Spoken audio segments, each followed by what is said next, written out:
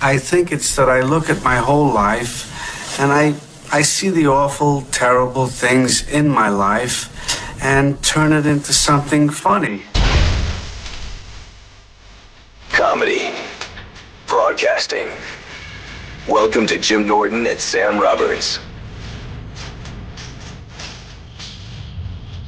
Here we are. Welcome. I'm tired today, man. Are you? Yeah. It's a big Friday show. No, I know. It's just blood cells. Are they lessening?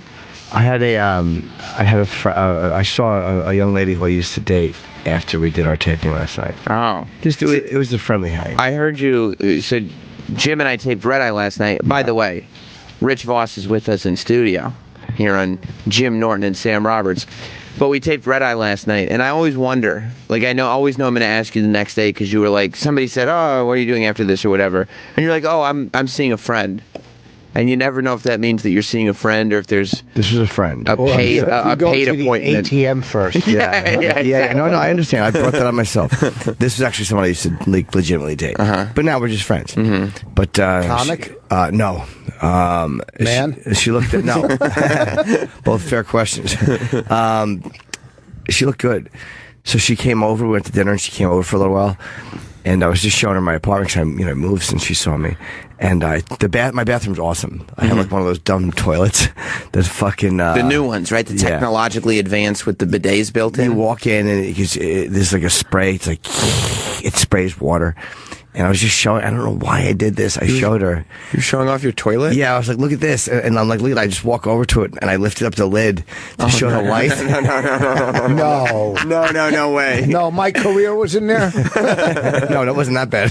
It was only a half a log of shit. No. Why would that still be in there? I have no idea. It was one of those ones that floats up. It just didn't flush all the... So you flushed it and put the seat down, like, all done. All earlier in the day. Right. And I just was flipping it up to when you open the lid, the light turns on. So it was just I don't know why I did it. I would never show anybody inside. I was just talking. I was like, yeah, look, you listen, and there's a fucking half a log that's been shredded. And it had just been festering in the water all afternoon? Yeah, and I hit the floor like I was so fucking... She didn't notice it, though, right? Yeah, she couldn't have not. She did that's fucking horrible. And that's going to stick in her head for the rest of her life. As it should. Yeah, that was my night. You couldn't see the cum on the shit, could you? What's that? You couldn't see the cum on the shit. She's like sitting there having a good time with you going like, I wonder if I made the right decision. What would life have been like if we hadn't broken up? Check out my toilet. She's just shit in it. As I did it, I'm like, and I saw that the whole thing, I'm like, why did you do this? There was no need for it. It wasn't like she just walked in. Right. She didn't ask to see inside of it. No. Why does the toilet light up? What lights up on the toilet? There's just a light that shines. It's so you can see in the dark. Yeah. It's just a...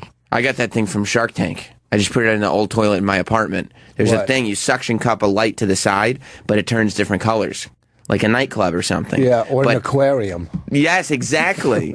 But it's motion detected. So if it's night and you walk in the bathroom, you don't have to turn the lights on, all of a sudden your toilet goes orange and red and purple. God forbid you put that extra energy out and go like this. It's not the energy. It's turn the light on. You don't want your eyes to get used to the light. Well, I don't know. When I'm on the road in a hotel, or even I like to go to the bathroom in the dark for some reason.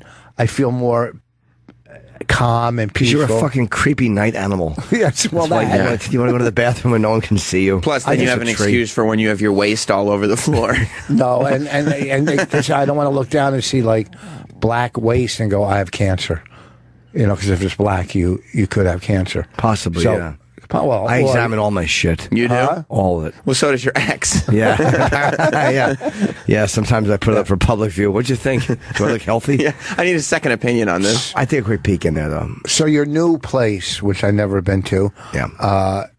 But why do you... I don't understand why you shit and piss in the dark? Like you just like going to the bathroom? Pee. I don't care. It's when I sit down. This he has to have been molested. No. Yes. I really haven't. I'm still trying. So you shit during the day? When I get up in the morning. Yes. I have to get up an hour early because then an hour kicks in, from the night before. I don't get up immediately and go to the bathroom. It takes about an hour for my stomach. Gotcha. And then maybe later on in the day, I'll have my second. It won't be as powerful as the first. But you won't turn the lights on? in the afternoon. It depends. Right. It depends. But not that peaceful morning shit. No, and it's mainly on the road in hotels. Sure. And there's no windows. It's like, it's so dark. It's just, I could think, I could play Scrabble. It's a more peaceful. The lights are on, it's bright, it's early in the morning. You're like, I'm already up too early for radio to begin with on the road.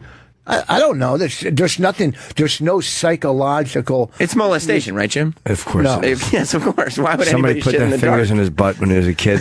Yeah. Now he has to make duty when the lights are out. Yeah. It wasn't only fingers. No, His sphincter opens up in the dark. I it's just never naturally. was molested. I always have to put my face in a towel. Weep softly. That's what my It's just comfortable for me. My fucking creepy daughter, my 9-year-old, the other day, and this is what can send you to jail. Dumb stuff like she's in a room and she's playing with her friends. It's really a bad way to preface it. No, I'm just saying. Well, hold on, hear him out. No, she's in playing with her friends. Yeah. So my daughter likes when we come in and beat her up and fool. She loves us to beat her up, just tickle her and hit her and punch her and beat her up. That's because you're the same size. Yes. So anyhow, I go in, I start beating her up and fooling around, and she said, "Oh, you're just flirting with my friends." They're not. I'm like, what? You're talking about your young daughter, Yeah, right? my 9-year-old. She's 9 years And old. she goes, "You're just flirting with my friends." I'm going, "Are you fucking out of your mind?" Yeah, that would be the end of me fucking around with you in front of your friends. Yes. Forget about it. Yeah, now I'll never come in your room when your friends are there and even say hi. Right. Yeah. You just ruined that because Right. now their friends are running home. Dad, Raina's father flirts with her. What? Yeah, and they think it's all funny. Like, oh, yeah, and then her dad came in and started flirting with Just us. one dumb little thing they say. Of course. Yeah, You know. well, you shouldn't be flirting with kids, though. Huh? You That shouldn't is- be flirting with kids. Well, Yeah, I'm trying to Sometimes I go in, I wink at them. You probably agree with Voss's outrage over the fact that you can get arrested for flirting with kids Yeah, now. you shouldn't. Can you get arrested for flirting? No. Even though I wasn't. Two people fall in love. What do you call flirting anyhow? What is flirting? What's the... Hey, you rub your peenie on their lips. That's not flirting. That's not flirting. That's getting a gig. So, I haven't... how are things going in here? Is it good? Everything's really good. Everybody's Yeah, it's happy? fun. Yeah. Absolutely. Sam, I'm you're happy? Yeah. And now that you don't have to try to get us fired late at night and steal our radio show late at night. That's what I was doing. I heard that. I heard rumors you were trying to get rid of us. 100%. But you would come in and we were good friends and we'd do good radio with you. Of course. And that whole time you were in there, you were going, I want these guys out of here. Right. That's what I would do. I would come in, I would try to sabotage the show. No, you were perfect on it, though. But then I would accidentally do a good job, would and do good. everybody would have a We good had time. great chemistry. Me, Bonnie, you, and I had Right. great chemistry. Right. You know. Yeah, but I just go. I like to get everybody fired. That's what I do. Yes. I just No. go around, He tried to get steal me fired, jobs. too. I He try did. to get Yeah. Jim fired. Yeah. Listen, I get it. I would, if I was, when were you on? 9 to 12? 9 to midnight. Yeah. If I could have been on from 7 to whatever every night, I would have done the same thing. I get it. Right. I get it. I mean, I don't. Yeah. What do you get? Yeah. That you hated us. Do I still hate you? No, I think he liked me. You know why I think he liked me? Not that I listen to me. I don't give a. So like, I care if no. so one like likes every me. time I would go in and you'd be like complimentary to me, I'd be like, "Oh, thanks," but in the back of my head, I was going, "Fuck this guy." No, you were going Jew. Yeah, fuck this Jew. But I was very complimentary.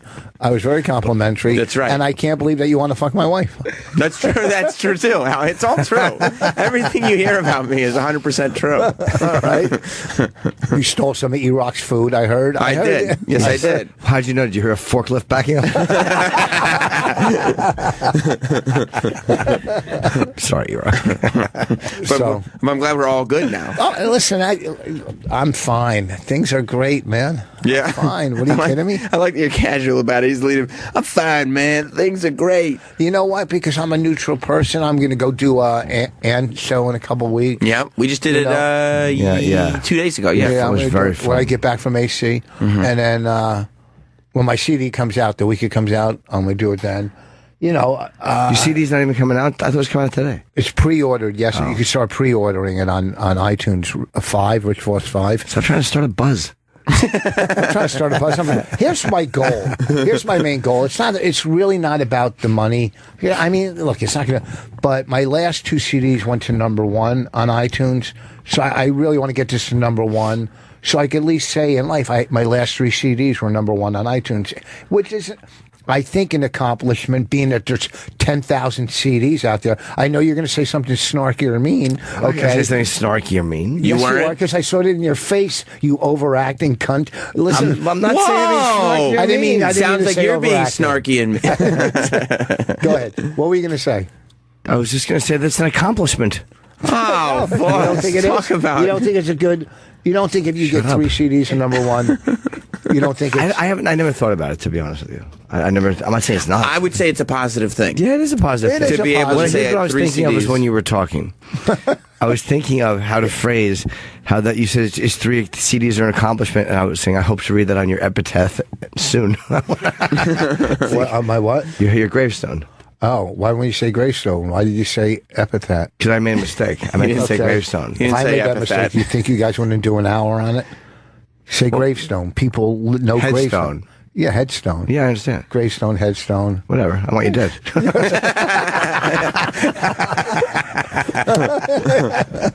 Did you You're watch? dead to me. Did you watch the political dinner, or whatever that was last night? The Alfred E. Whoever. I watched a minute of Trump because we've walked out.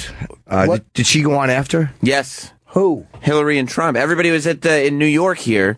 There was some big Catholic dinner. Was that a roast? Is that the thing I just saw online today? Yeah, I mean, they're saying, first of all, it wasn't a roast. It was supposed to be one of those, like, just dinners where the politicians get up and they get to be funny. And generally, it's supposed to be this moment where, like, the candidates are actually like, okay, we're all in this together. We're all friends. Whoever wins, blah, blah, blah.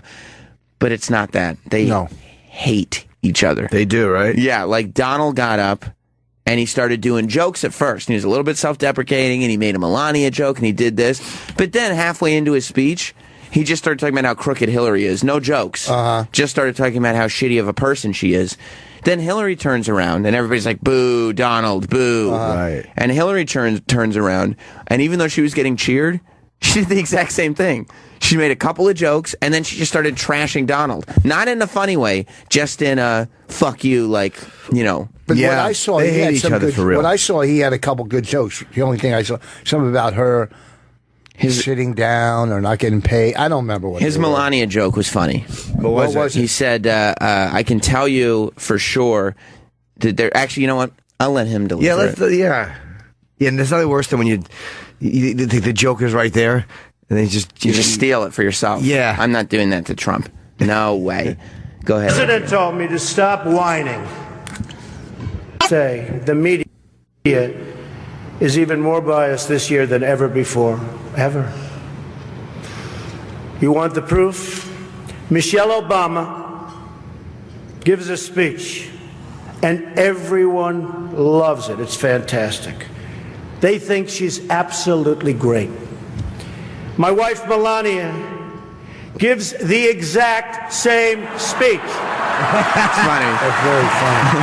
And people get on her case.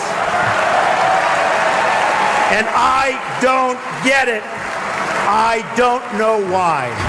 wow. I love, too, that, like, he's not that great at being self-deprecating, but he can deliver a joke about his wife, no problem. Yeah. He doesn't mind doing that. He had a couple of good ones. Yeah. His delivery wasn't the best, but he's not a But no, that was comedian, you know? that was a good one. That was really good. And That I was did see probably the his one best line about Hillary's. He said there's 1,000 people here, or as Hillary Clinton calls it, her biggest crowd of the year. Just pretty funny. Just throwing a shot at her. 'Cause Yeah. She doesn't draw for her But rallies. that's funny though. I didn't see the rest of it, but you knew that the wheels were going to come off. I'm sure. Yeah. Who I'd rather hosted have them it? bash each other. I don't know if they had a host. I know O'Reilly's show he did in a tux because he was going over after. It's really funny to watch. But I would rather have them just fucking be shitty to each other. Yeah, I'm not me interested in too. their jokes. Like you hate each other. This is the first one where it's actually seeming honest. Real Do bile. you really think? Do you think a lot of this is acting, and they really do hate each other? No, they hate Or each do other. you- Yeah, they hate They're bringing each up too much personal shit. Too much real personal stuff. It's humiliating. Yeah. Yeah, they don't like each other. Yeah, but they're bringing up stuff that everybody already knows. Doesn't matter. He's It's like- basically parading women that Bill fucked in Yeah. front of her. She's basically Boy, they look beaten down. No, Yeah, well, it's been a long time. They're like, old. it's like rubbing your face in shit. Like you knew that you shit on the floor, but Yeah. now it's all over your face. Like nobody Sometimes you wants forget that there's a half a log in the toilet. That's right. Bonnie had a great tweet. She said, "This all ends with Trump going blind." Crosby. Oh, I get it. That's funny. That's funny. Yeah. Do you think? See, look, to me they're all despicable, but I don't think anybody, especially with that kind of power and money, just goes up and grabs girls' pussies. It just doesn't happen. Donald. Well, there's a news story about him today Of course there is. that he was grabbing titties, not pussies. Well, I wonder what they were talking about. Sorry to interrupt you guys. Over Cardinal Dolan. They were his just. outfit. That's how much fucking juice the Catholic Church has, though. That he could get them there together. Next to each other with him in between them. That's it. What, 2 days, 1 day, 1 day removed from the debate Yeah. that he got them there together. Yeah, they probably are able to have a cordial sentence among the two of them. Well, they can both they're both full of shit on some level. Yes, so of they can course. have a conversation. And they both understand what the other one's doing. They're the last two people standing in the race for president. Yeah, but they hate each other. Oh, they do. Hate each other. Yeah, and you could tell, because Hillary in the last debate started doing what Donald does and firing shots at him, and that's what she was doing at this dinner too. I thought that last debate was almost the second debate. I mean, nothing. There wasn't really too much difference said. Basically, she did avoid a question which she couldn't answer. If Russia flies over a no-fly zone, will you shoot them down? Mm-hmm. I mean, that's something you can't answer because that's something that has to go through, generals and the Defense Department and that, whatever, whoever, you know what I'm saying. She's not going to go, hey, shoot them down without talking to 50 different advisors. Yeah. So it's kind of a dumb question. She also, she really, and all of her people too, have been avoiding any questions about these WikiLeaks emails. Do you remember when they were her husband was president? They'd call him Billary. Yeah, That was really fun. it's like just a disruption in the middle of a conversation. That's not fun. He's getting old looking, man. Who, Bill? Yeah. That's because he lost weight. I don't know why old people think that they should lose weight. Because it's better for your heart. Like you might look a few years older, but your heart appreciates A few it. years, his fucking skin is hanging off of his skeleton. Well, he now. had a quadruple bypass. He looks terrible. No, he probably would have looked better if he didn't, but he was going to drop dead. Yeah, pack on. Well, there's a comfortable medium, I think, somewhere. Pack on a little weight. Just How much? something. How old is he? He's got to be almost 70. Must be. And when you lose that kind of when you have a quadruple bypass, I think it scares the shit out of a lot of people. It just scares you into never eating bad again. Just being a vegan or whatever. Yeah, I imagine you just eating. Yeah, he's 70. Plus, how good would he look even if he was? Yeah, 70 years old. Yeah, Well, you could fill out some of those wrinkles a little bit. maybe. Yeah. Let's hear some more from the big dinner last night. Here you go, Adrian. Notice there is no teleprompter here tonight, which is probably smart because maybe you saw Donald dismantle his prompter the other day. And I get that. They're hard to keep up with, and I'm sure it's even harder when you're translating from the original Russian.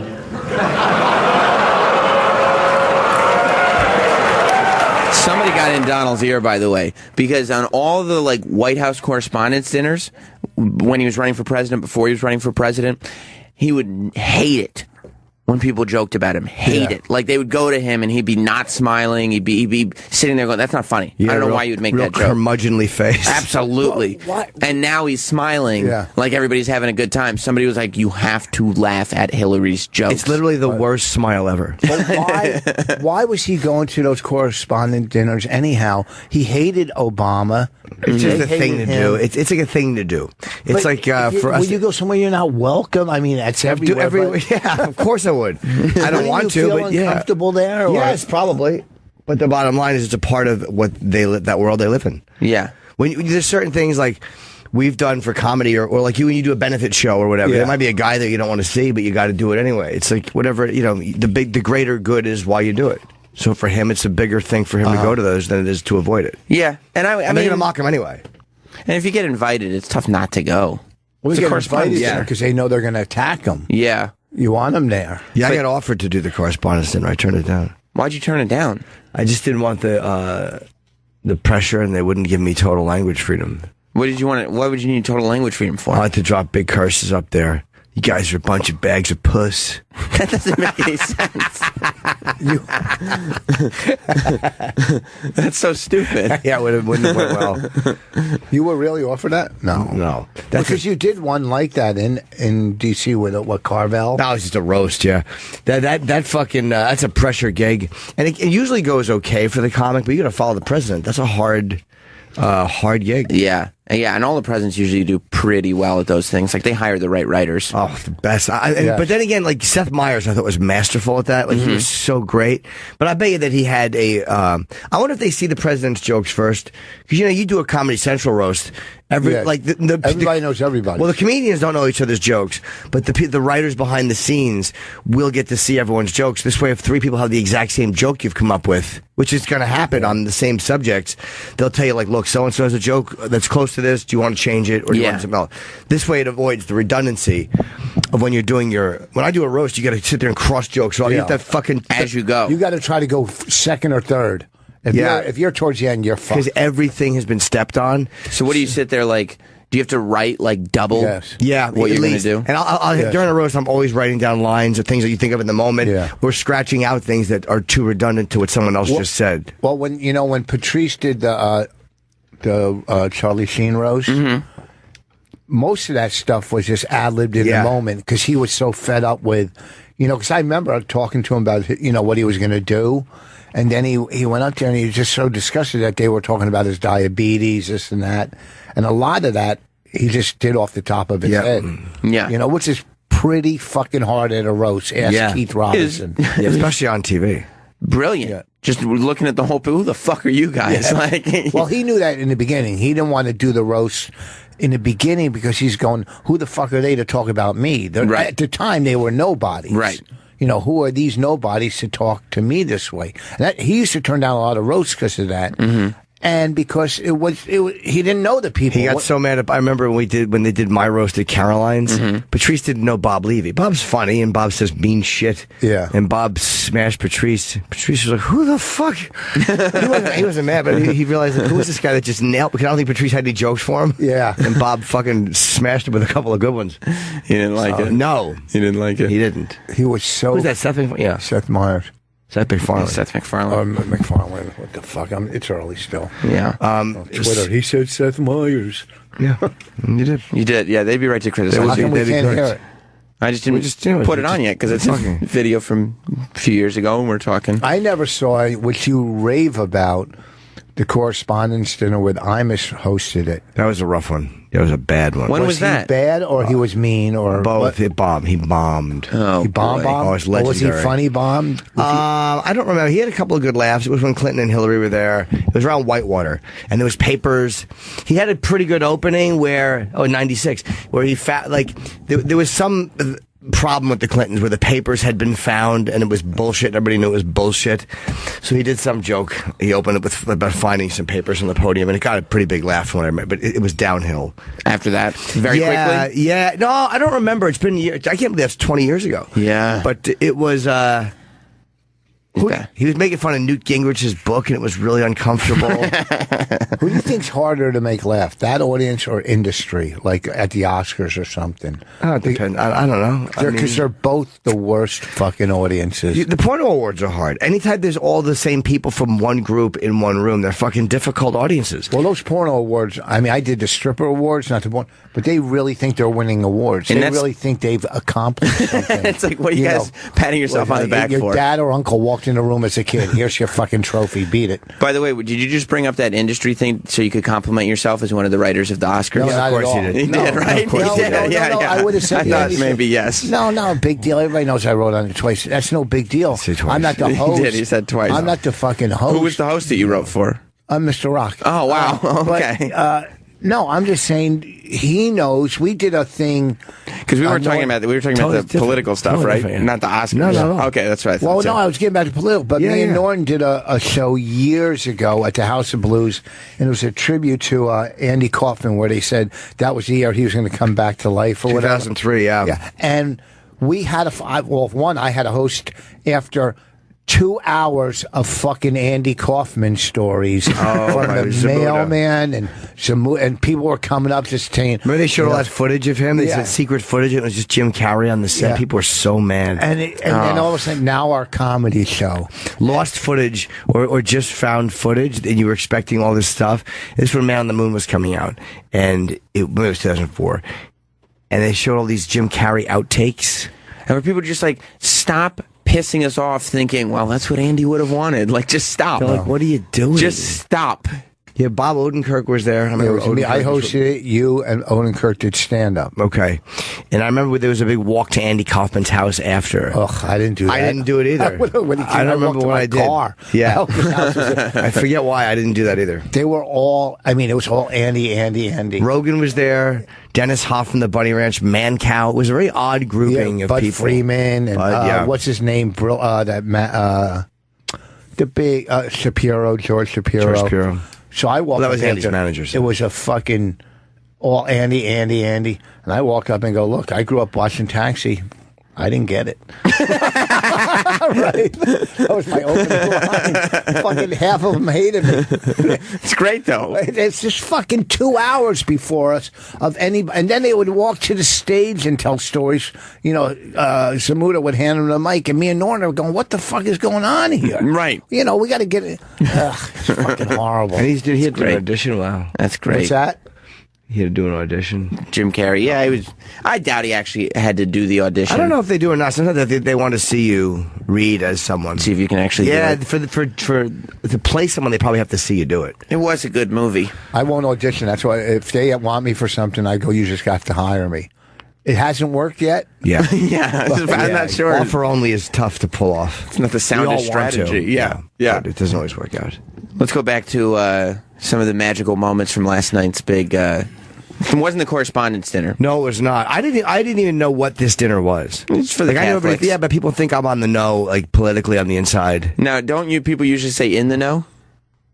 Yes. But not this time? Oh, I said on the know. You did. Oh, I meant in the know. Oh, you did.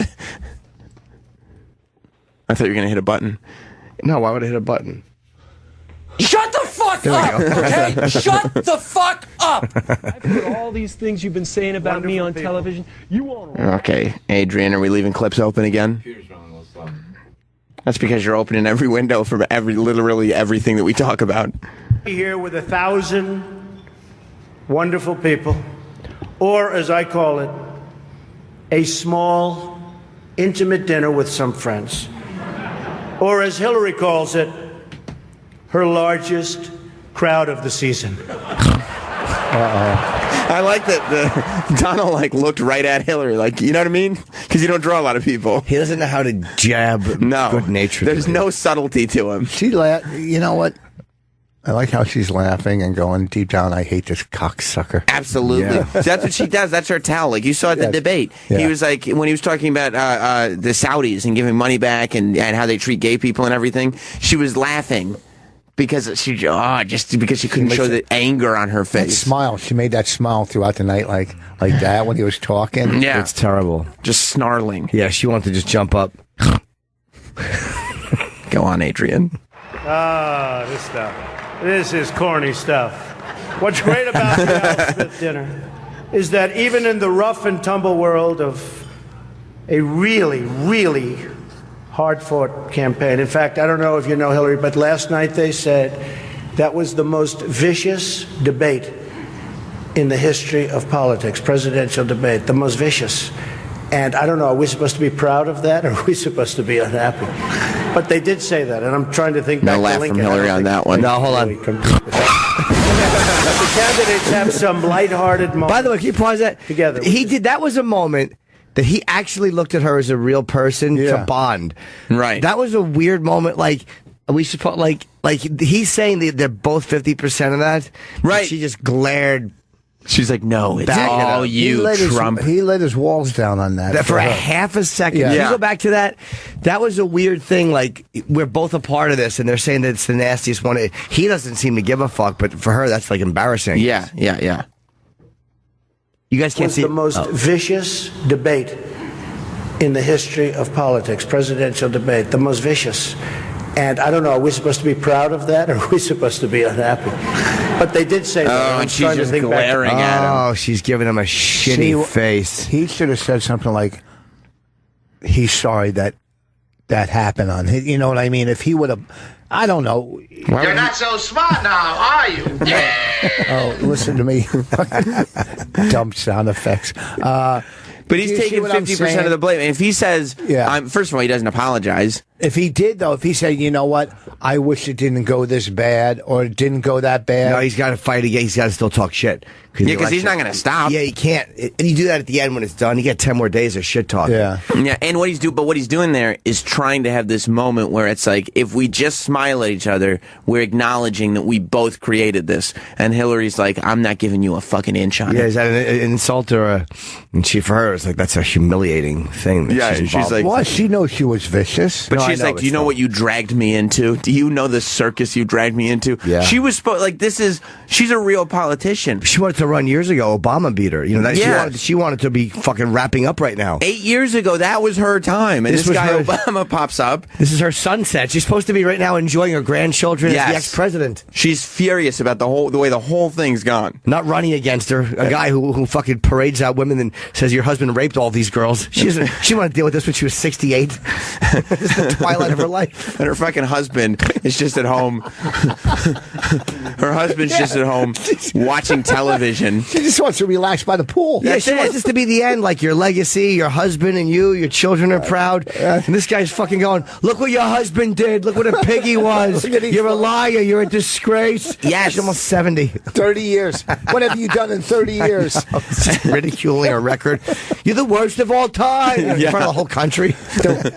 She's got terrible judgment and horrible instincts. Yes, it's the worst. It's simply the worst deal ever. But every policy that has been done in the last 8 years, he's blaming her. All of them. Everyone. And then she goes like, well, that wasn't my doing. And he goes, well, then I guess you weren't a good senator, were you? Yeah. We get the worst deal with Iran. The worst. We gave him $130 billion. Right.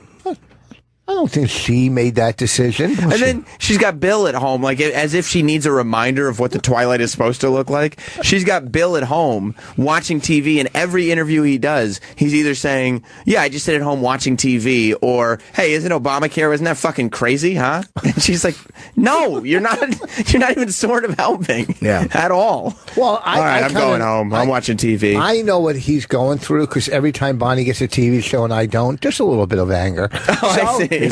Just a little bit, or something. Why? You guys aren't competing. You're different. I know. But in this business, there's, It's a little bit. She gets an opportunity. You'd like one. She gets a lot more lately. Yeah, well, she's on fire. She's female. She's funny. You see how he qualified it? I know. You see how he qualified it? I said she's funny. But what'd you say first? Female. She's a cunt. Under my breath. No, she's brilliant. But no, you can. But it helps that she's female, right? But it's not bad. But that does help, doesn't it? Everything helps. It helps if you're black. It helps if you're female. It helps if you're. But guys Asian. like you, it's a little tougher. Not really, because I'm not considered like a white comic.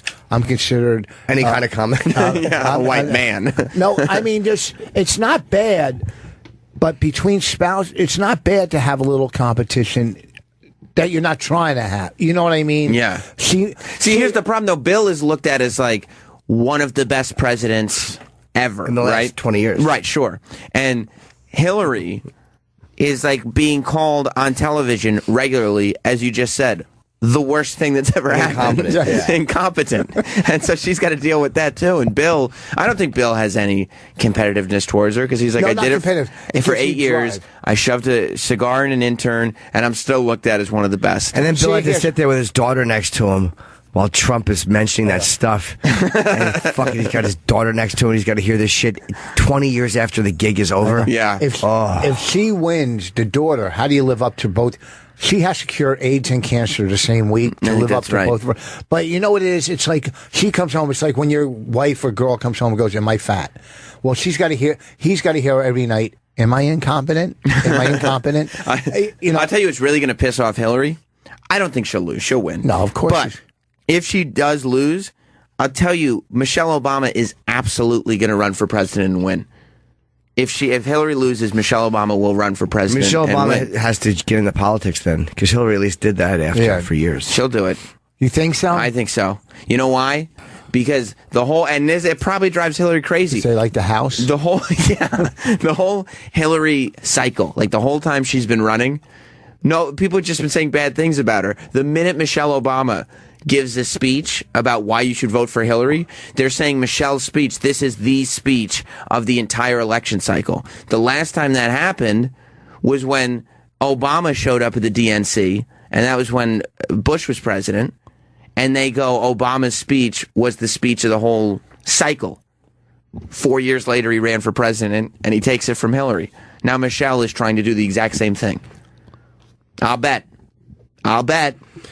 Yeah. Or do you think if Hillary wins, she'll try to get the nomination in 4 years? Do you think Hillary will be an 8-year president, two-term president? She'll try to get two terms. She doesn't want so? Bill walking around We'll two see terms. what her health is. Who Yeah, knows? but I bet Michelle will try to get some. That's when she'll try to get something in the cabinet, some kind of position somewhere. So she's got that Why does it experience. have to be the cabinet? That's just sexist. That's not what It not is. the Why kitchen does it have to be cabinet. that? Not the. Couldn't you say somewhere I else? don't know. I think I don't know how. Well You're said. not so beat. No, how you're guys not, are right. Look how old Obama looks now from when compared to when he went into office. Yeah? He looked like a young, beautiful black specimen. Jesus. Don't you come in my hand, you cocksucker. I'll rip it off. All right, let's hear the rest of the thing. Yeah. Really compete with that. But the candidates have some lighthearted moments together, which is true. I have no doubt that Hillary is going to laugh quite a bit tonight, sometimes even at an appropriate moment.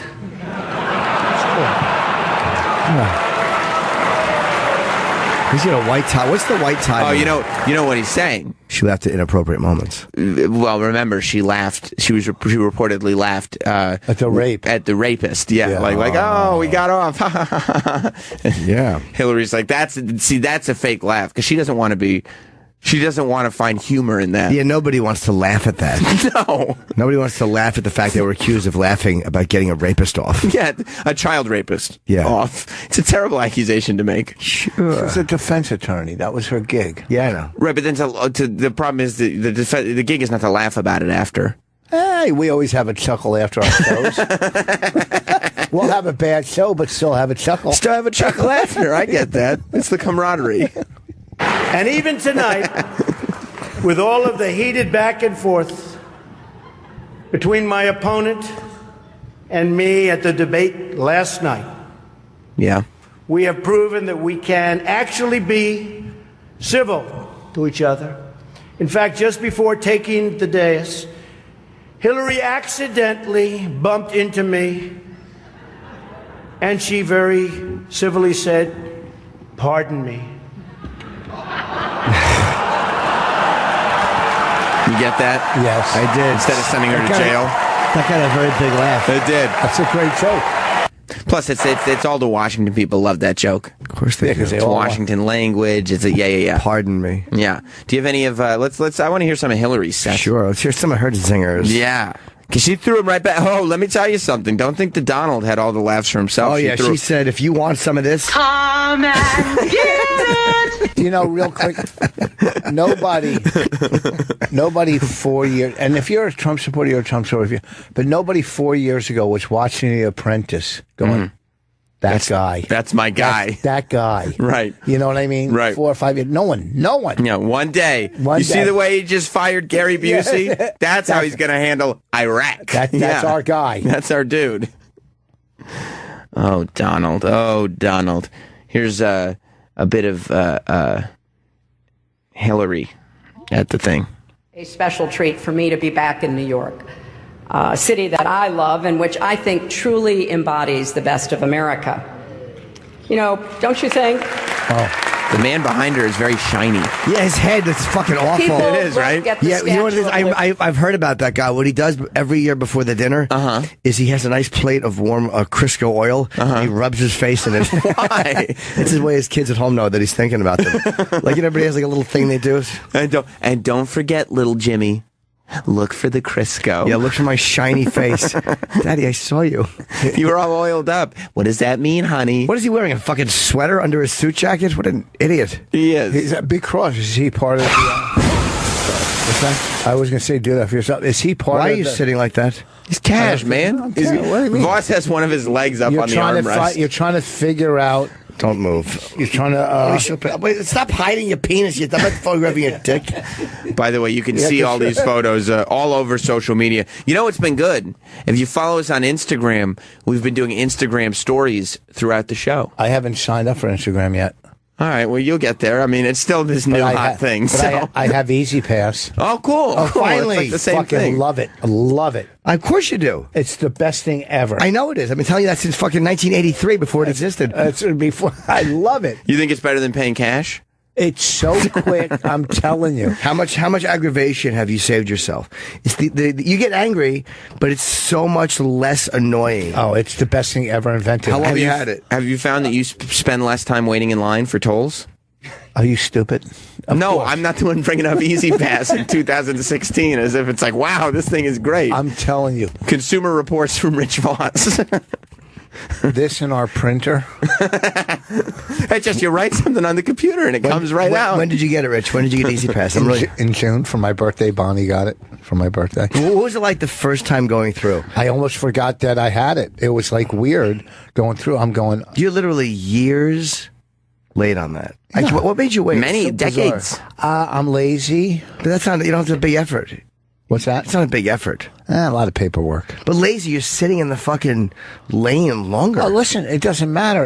That's all in the past. I have it. Whatever was the reason, I'll work it out. Right. And hopefully it doesn't happen with another type of convenience. Okay. And I made a mistake. But going through, you're like, holy shit, this is amazing. I look down on the people that stand online. Aren't they garbage? They're fucking. I look down. What kind of human would do that? I totally agree. Well, congratulations, dude. Oh, thanks. It's going to be a life changer. What are you going to do with all the free time you have? Shit in the dark. There you go. Take longer shits in the dark. Why don't you just play this and quit trying to ad lib? He's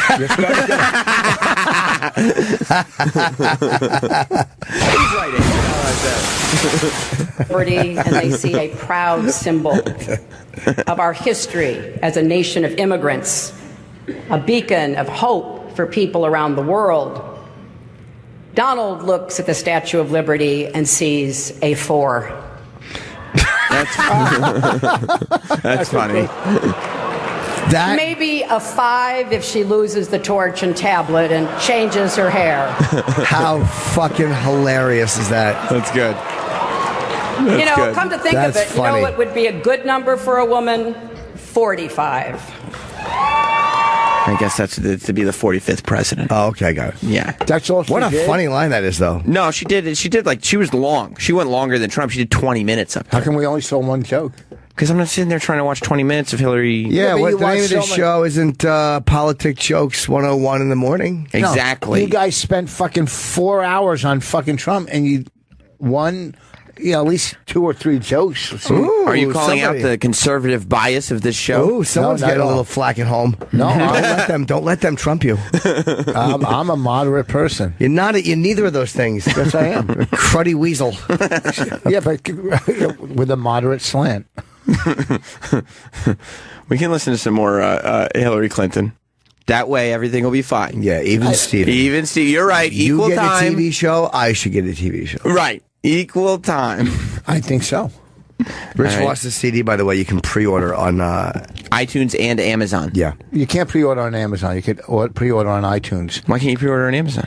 I don't make the fucking rules. Yeah, so go pre-order Rich's CD. It's called Support Rich. Rich Voss 5. And guess what will happen? You pre-order right now. You go to iTunes, you pre-order, and then all of a sudden, when it comes out next week, it'll just be a nice little gift for you. Just waiting. Who bought your first CD? I haven't sold it yet. No. You have the first one of your first batch that you ever had. Oh, you did. I bought Voss's first CD ever. Is that right? And I still had the $10 bill. Do you? Yeah, I still save it. $10 I paid for it at the Comedy Cellar. $10, and then he smashed it and broke it into pieces. Yeah, it's one of the biggest laughs I've gotten from other comedians. Because Voss was there, all the comics were there, and I bought it for everybody, and then I stepped on it on the floor. I still have that $10 bill. And he tried to give me the money back. I'm like, no, you got to keep it. By the way, just informed from the Teft box, you can pre-order on Amazon. You can? Absolutely. From who? Amazon. From Amazon. Who told you that? The button that says pre-order. Oh, you can on Amazon? Yeah. Yes. Why would you not trust me? Teft Box is a place for facts and fun. Yeah. Oh, okay, because my manager said it's just on iTunes. Pre-order on Amazon or iTunes? Well, let's be honest. Right. How good could they be? What's that? The manager, you mean? Yeah. Yeah. Huh? Look at the inside. Get a picture of the inside. It's fucking... He's showing his asshole. This CD... I mean, my last two were really good. I'm not going to lie. You know, you grow. Norton knows you grow as a comic. You develop find your as an voice. artist. You find your voice a lot as you go on. Yeah. And even now, you know, so I'm proud of this one. This is the real Rich Voss. I like the other two. I really liked them, but I'm proud of this one. Right. You know what I mean? Right. I know This what you is mean. the kid I like out of the three. Jim's choking to death. Who cares? He'll just pull it out of his mouth. Let's go back to Twitter is the... done. Listeners, what? Oh. Twitter's down, then go to Instagram and Facebook. Oh, I was having trouble on Twitter this morning, too. Okay. Twitter's down. But What's up with Twitter? it's actually Everybody's great. probably tweeting and stuff and whatnot and things of that nature. No, nobody can tweet. Twitter's down. Let's see. Hold on. My Twitter's up. I tweeted this morning. Boom, boom, boom. Let's go to the old app mentions. There we are. Bing. Boom. When was the last app mention? 4 days ago. No, it was 9 seconds. Hey, maybe it's back. How did people do that invested in Twitter in the stock? I don't What do you have mean? Twitter. I have Facebook. They got the app. Well, Twitter's a public company. Yeah, I know. Did people make money? Has it made money? Oh, how lost did money? people? I thought you were asking how did they do it? No, like how they have making they money? done? Yeah. I don't think Twitter has done huge. No, I think it's kind of, it hasn't lost money, but I haven't heard anything about Twitter making a ton of dough. And I know I'm stupid. We've come to that conclusion over the last 15 years. True. But it should be a period. Yeah. I don't see. That's not a semicolon. All right, let's go back to the clip. Oh, well, but I haven't seen any advertisements on there. So how's Twitter making There are money? ads once in a while. There are Have you some. seen there's lots of Yeah, ads. sponsored tweets and stuff like that. Yeah. Sponsored tweets, and if you look at the trending topics, there's always something that's sponsored at the top. Yeah, Oh, okay. there's lots of things that push tweets forward. But that is one of the things they said with Twitter. How do you make money on it? Yeah. That's why they're worried that the stock wouldn't be good because there's no way to monetize it. But well, in this world of new media, we have to kind of come up with new ways to make money, you know? New fun ways to make a buckaroo here and there. True. Let's have another Hill joke. Stage with Donald Trump is like, well, nothing really comes to mind. There is nothing Oh, he's like fake sharing laughing. stage Charmless smile. with Donald Trump. Donald wanted me drug tested before last night's debate. and look, I got to tell you, I am so flattered that Donald thought I used some sort of performance enhancer. Now, actually, I did. It's called preparation. She's not being self-deprecating at Looking back, I've had to listen to Donald for 3 full debates, and he says I don't have any stamina. That is 4.5 hours. I have now stood next to Donald Trump longer than any of his campaign managers. Now, look, I have deep respect for people like Kellyanne Conway. She's working day and night for Donald, and because she's a contractor, he's probably not even going to pay her. Look at how fucking shiny the guy behind her is. His fucking head is awful. Yeah, it's just reflecting everything. Yeah, it's distractingly shiny. I wonder who wrote for them. I don't know who they get. I mean, it's obviously it must be political comics. These guys like Bruce Valanche always write for the Oscars. There's guys that just live in that world. Like, you know what I mean? That's what they do. They just write for high profile stuff. Yeah, they're just known as good, clean, A guy, Lewis, I know. Lewis Friedman's a very funny writer. He writes for all these roasts, and What's he writes his for name? political stuff. David Feldman is very good. David's brilliant. How much money would you make writing jokes for that? That I don't know. $14 million. Wow. $14 million. My John Mack, who used to write for the Tonight Show, he was one of Jay's writers, but he writes speeches. He writes jokes for for Clinton. He wrote for Obama, Bush. They write for all the across the lines, the jokes for these guys. That's awesome. Yeah, it's probably. I don't know what the money is. I'm curious. Yeah, as to what you make to write for the president. It's a good gig if you can pull it off. I wonder if you get to go. Thank you. To those things? Probably. You're probably there Well, you gotta and be there adding to jokes and punch stuff. up and stuff. Yeah, yeah. I would don't think so. they're punching up the presidents. Yeah. Although I bet you they're punching up the presidents. Literally, when you're the president, they probably are punching your shit up until right before you go out and talk. Well, I mean, it seemed like Donald was reading some of those jokes like it was the first time he had seen them. Well, also too, they have stuff. They have a earpiece. Yeah, but they probably could just bring out a fresh.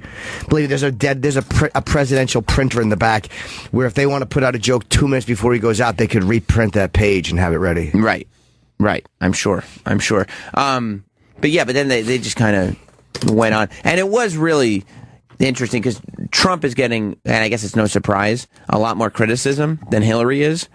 But they said they were exactly the same. One was just as bad as the other, and neither one. You heard in the Hillary stuff, they weren't being self-deprecating at all. They were just taking shots at the opponent. What's the problem, Rich? I said turkey bacon. There's no fucking turkey bacon. What do you think that is right there? Dry toast. Oh. So you didn't get turkey bacon? Where's your turkey bacon? I like to know. Is there butter on it? No, there's no. He licks. He's licking. Exactly. He just Same way he tests a cock. He licked the toast. Oh no, I don't lick it. There's no your hot turkey bacon. I don't fucking know. Oh, no, where's my hot sauce? Wow. Wow, that's also what he says when he tastes a dick. Where's Daddy's hot sauce? Let's go to Kevin in New Jersey. Kevin, welcome. Kevin, can you wait? New show. You cross-promote across platforms? That's great. Welcome. Right, Trev? What, cross platforms? We're not even CBS, right? CBS TV show. Yeah. It doesn't make any sense. Welcome to Jim Norton and Sam Roberts. Hey, Kevin. hey. Rich Voss is I'm here. from now on. That's good. Good morning, gentlemen. Hey. Oh, you just did it. I'm good. Jimmy, that individual that was standing behind the podium, that's not Crisco oil. That's Hillary's cum. That's what's making him look like a glazed donut because she sat on his face before the show. But what distracted me more than... Kenny's the comedian around here. You see him trying to rush into the next thing. Yeah, He's boy, like, he oh knew boy, that oh one. boy. Of course I did. man. I actually only heard half of your joke. What'd you say, sir?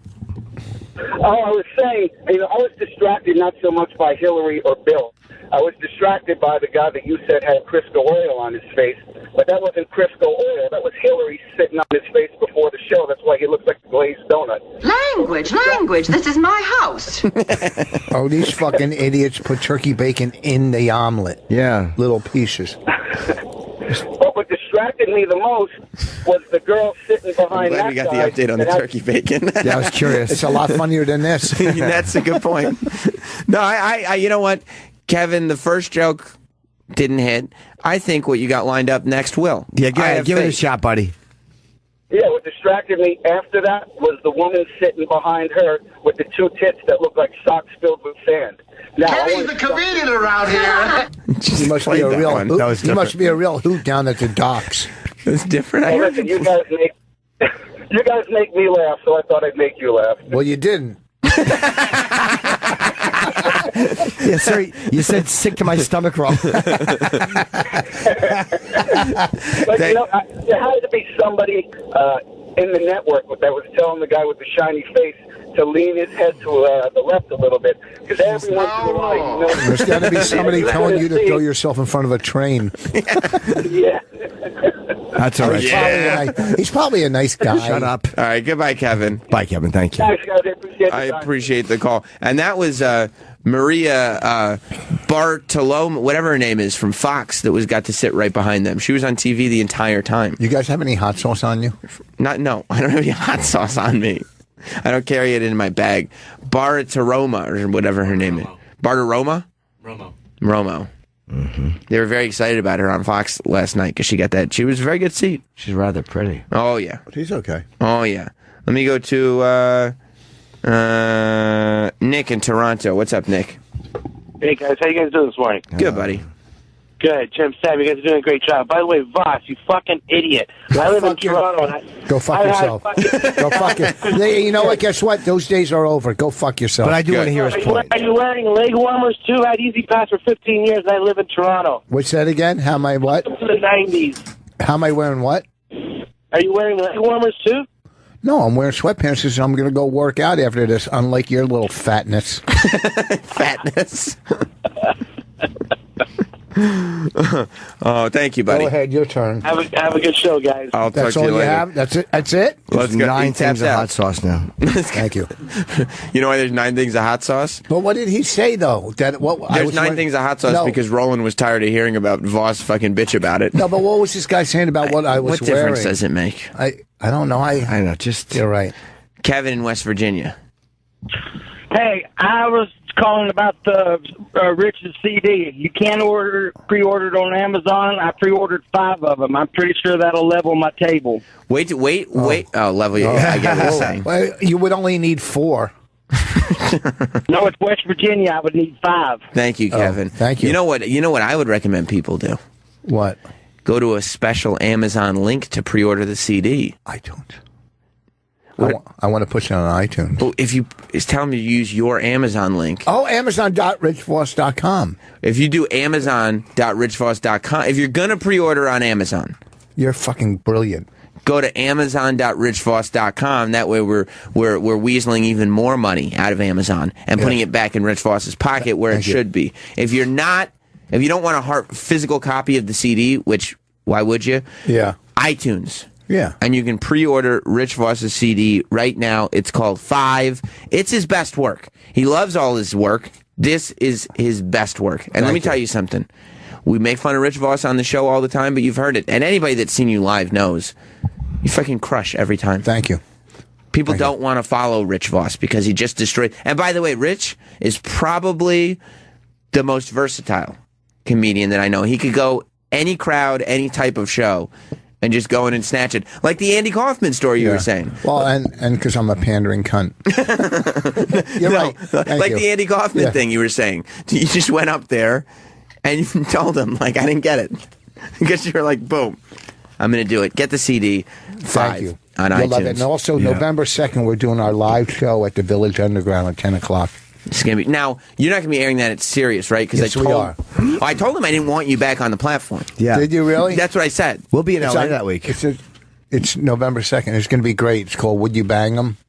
And what is that? What are the rules? Well, 4 comics will come out, and 4 or 5, and do a 5-minute spot. And then we have 4 female comedian judges. And after every set, they discuss one at a time whether they would fuck them or not. See, it's brilliant because you get to make fun of their comedy and then make fun of their physical appearance. And it's like a roast. It's female driven, and there's comedy. It's really a fun night out. We did one of them, and it went great. So we're doing it for the New York Comedy Festival, November 2nd at the Village Underground. Get your tickets at the Cellar. It's a 10 o'clock show. It's only $10, I think. It's fucking great. Great comics are on it too. Awesome. All right. I have October 27th, 28th, 29th, 30th. I'm heading to Philly, to Helium.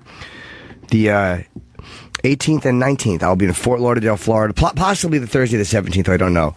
These are all warm-ups for my special, which I'm shooting December 17th in New York. 2 shows.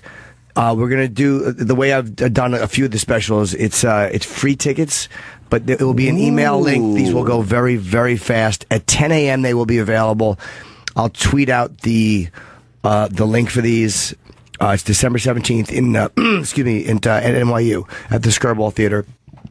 It's where I shot my first HBO special in 2006. Patrice shot there, and Flight of the Conchords, and Louis. That was that year that we all did half hours. Bonnie did it. Did she? Kevin Brennan. Oh, right. And was that the one night only series? Those are the half hours. And HBO was going to do 4, and then I'm doing 10. Yes. That's right. Brendan was on the same show as me. But this is going to be your hour. This is the new hour. Yeah, this feels really, really good. I'm extremely happy with this. Isn't it great when you come up with the new stuff and you're going, now this fucking works? And it feels good, and it feels like whatever. So tickets will be available in about 1 hour. I will tweet out a link and put it on Facebook. But they're going to go very, very fast because she also does an email thing. So, and we'll remind you again in an hour or so. Now, and Matt Sarah's coming in a few minutes. My co-host from UFC Unfiltered. Yeah, we have a big show. Matt Sarah's coming in. Yes. And then a little bit after that, Elijah Wood is coming in. No. Yes, he is. No. Yeah. Yeah, Elijah Wood. Who's he? Matt Sarah. Rich Voss is sticking around. It's going to be a great Friday show, ladies and gentlemen, so stay right there. We'll be back with more Jim Norton and Sam Roberts. Welcome back to Jim Norton and Sam Roberts. Rich Voss is here. You can call the show at 866-969-1969. You can also follow us. This is why it's good to have all forms of social media. Twitter's in and out. I guess some hacker group came in. D-Bag told me during the break. It must be the Russians. I would blame Putin again. But they seem to have taken down Twitter, Reddit, and Spotify. See? Oh, the future's the internet. Hackers can't take down satellites, can they? Those son of a bitches will still be here. See, if you get that Google Pixel phone, yeah, you won't be able to listen to your music. Because Spotify? Yeah, I got Apple Music. I can listen to whatever I want right now. Yeah, you're right, because Apple Music would be impossible to hack. Yeah, you feel stupid, don't you? No, it's totally stupid. Yeah, right. Because they hacked Spotify this time, so obviously every time it would be Spotify. Right. I see. Yeah. I see. No, you're right. Okay. You're right. I went to the cell phone store yesterday to look at it. Is that what it's called? What's it called? The Verizon store? Do I need to drop a name brand? The cell phone store. I went to that cellophone store, and they didn't even have them in stock. They had like the 32. Also, see, what they're doing with the Google Pixel phones is they're quote-unquote exclusively from Verizon. But all you have to do is put in a SIM card. You know what I mean? They're unlocked. So, well, you would have to buy it outright. Right. So I was like, well, can I just buy a phone from you? Because I want to know how much it was. And they said, no. The only way you can buy a phone outright from the Verizon store is you have to buy it on prepaid with a $45 prepaid card. And then once you're done with that, then it would be unlocked. You could do whatever you want. So it's an extra $90 because it's an activation fee and then a prepaid thing. Now, when they say it's exclusive to Verizon, is that because nobody else wanted it? No, it's a deal that they made. That's a bad deal. Hey, let's get on as few networks as possible. They got a great deal. You can also buy it on the Google store. Where's that? It's on the computer. Oh, yeah, I don't know. The hackers might have gotten it, but I might get it this weekend. Yeah, I want it. Find one first. Well, yeah, I guess because the Verizon store. Today's launch day, or yesterday was launch day, and they're like, "Yeah, we'll have them in stock." And I went, and they were like, "Well, yeah, we got them in stock. Which one do you want, black or white?" And I was like, "I guess black." And they were like, "Okay, 32 gigs." And I was like, "What? No, 32 gigs." 128 gigs. Nobody needed 32 gigs on a phone? I guess you could also go to like Best Buy and stuff because they sell every carrier's stuff. No, you can only get them at Verizon. Excited about really? this You can phone. only get them at the Verizon stores? There's no lines. No, there's no lines. They didn't even get them in. They don't didn't even want them. They only got 32 gigs. You can't get the 128 gig version yet. That's enough gigs. Who's doing this? Google. This is where all these fucking stupid They're companies assholes. go wrong, you dopes. Yeah. And then they made a blue one, and it's limited edition. They don't have the blue one on launch day. It's already spoken for somehow. This is the worst. They're trying to be like Apple and create a buzz. Yeah. It's like now that people You're are not so hearing a annoyed. buzz? No. Now that people are so annoyed with the new iPhone, this was your chance, and you don't have the fucking high gig models. What dopes. That's what they call. I went in. I was like, "Where's the high gig model?" They didn't have them. No 128 gigs. What was their reasoning besides the fact that we're shitheads? What was their reasoning? They were like, "We see him in the warehouse, but we didn't get him in. So we should have him maybe this weekend or by next week." But why would what you the buy- fuck type of a you know what it is? They want to sell the low gig ones first, Yeah. and get rid of them. All the like people who are excited about a new gadget are going to go in and get these 32 gig Google Pixel phones, and be left with nothing. See, their thinking Is there an SD card slot? No. Oh, really? No, there is not. I was going to say maybe that's why. Their deal with this phone that they're trying to sell people on is anybody who gets it gets unlimited video and photo storage online. Oh, so you don't need more gigs. Right? Like Jim Norton wouldn't use that because you know what that means. What? You have to use the cloud. Oh. Not happening. Not happening. No. Not happening. Why not? Because then you think people have all your They information. can hack you. They can hack you. It's true. Yeah, I mean, It's absolutely true. I don't know. I like 32 gigs is nothing on a phone It's these days. shit. But if you're streaming music and you're storing everything in the fucking Google whatever. Because they said even HD videos, whatever you want, unlimited storage. You could store it online. You don't need to store it on your phone. But it's not even 32 gigs because, you've got to think about how much space, like just the phone's operating system is taking up. And all the apps that come with it and whatever apps you get. Yeah. You store it and you can just stream it? Yeah, but that's great for a Wi-Fi connection, but it's sometimes hard to send a text message. I'm gonna watch watch Apocalypto on my phone. Plus, I'm sure like if you're filming an HD video, it's not like automatically saving to the cloud. Like it's got to record somewhere. Right. So you need the memory to actually record the video. You can't just have zero memory. It can't just be a cloud phone. Yeah, what's it gonna be called? The old goldfish? Zero memory. Oh, God. It's live. Google Sky. Is that what they call it? No, it's Pixel. It's called the Pixel. I hate technology. I'm so bad at it. I'm trying to send something to my mailing list, and of course I'm doing it wrong. I really am a worthless piece of shit. You don't need a mailing list. You don't have to send anything to your mailing list to be that. Boy, that was really wordy. That was good. that was really wordy. Yeah. What were you going to ask? Like, the iPhone 6 Plus. I hate the iPhone. Why? Because I have the iPhone 6 Plus. I updated it. It made my phone a piece of shit. And now I feel like I'm being held hostage by these iPhones. Because I don't even want an iPhone 7. There's nothing new about it except the camera. And the processor is fast enough that it can actually use the operating system that they created. So there's nothing about it that makes me want it. Yeah. But they've trapped me into this cycle where it's like, okay, it's time for a new phone. You better get this one. You better get this one. You better get this one. I feel like I need a change. I need to disrupt the awful cycle. I need to let Eddie Q and the boys know that they got to make some improvements that make me go, oh, wow. There's no, oh, wow factors. No, they don't care. And they don't care if you stop using the iPhone any more than they care. Like, I was talking to somebody recently about banks, and he's like, Bank of America, and I hate Bank of America. And he goes, yeah, I stopped putting my money in the bank as a protest. And I get that, because I've thought of that, but of course you can't do it because they're just annoying. But see, they don't give a fuck. They don't care. They don't care if you don't use the iPhone. They don't care if I take my money out of the bank because there's so many people. They're so big. That's not the way to protest. Too big to fail? They don't give a fuck. No, they're too big to be noticed if you don't. Yeah, but if enough people do it, like it's... but there's no way to get all those people to do it. I think banks care. What's that? I think banks care. At least they did a few years ago when I closed one of my accounts because you can get better interest rates online. So I do think that they care because they'll try to keep you. Maybe because you can get if you put your money in one of there's a lot of different like what online. Can you do online? An online bank? Yeah. Who the fuck wants to do that? How do you deliver money to it? Because it's for people who can afford to put their money in there because you get higher interest rates because there's no brick and mortar banks, so they can afford to give. A lot of people do online. Where's your money? Your money? It's in the cloud, Jim. Well, your money's in her house, in his house. That's crazy. I would not do that.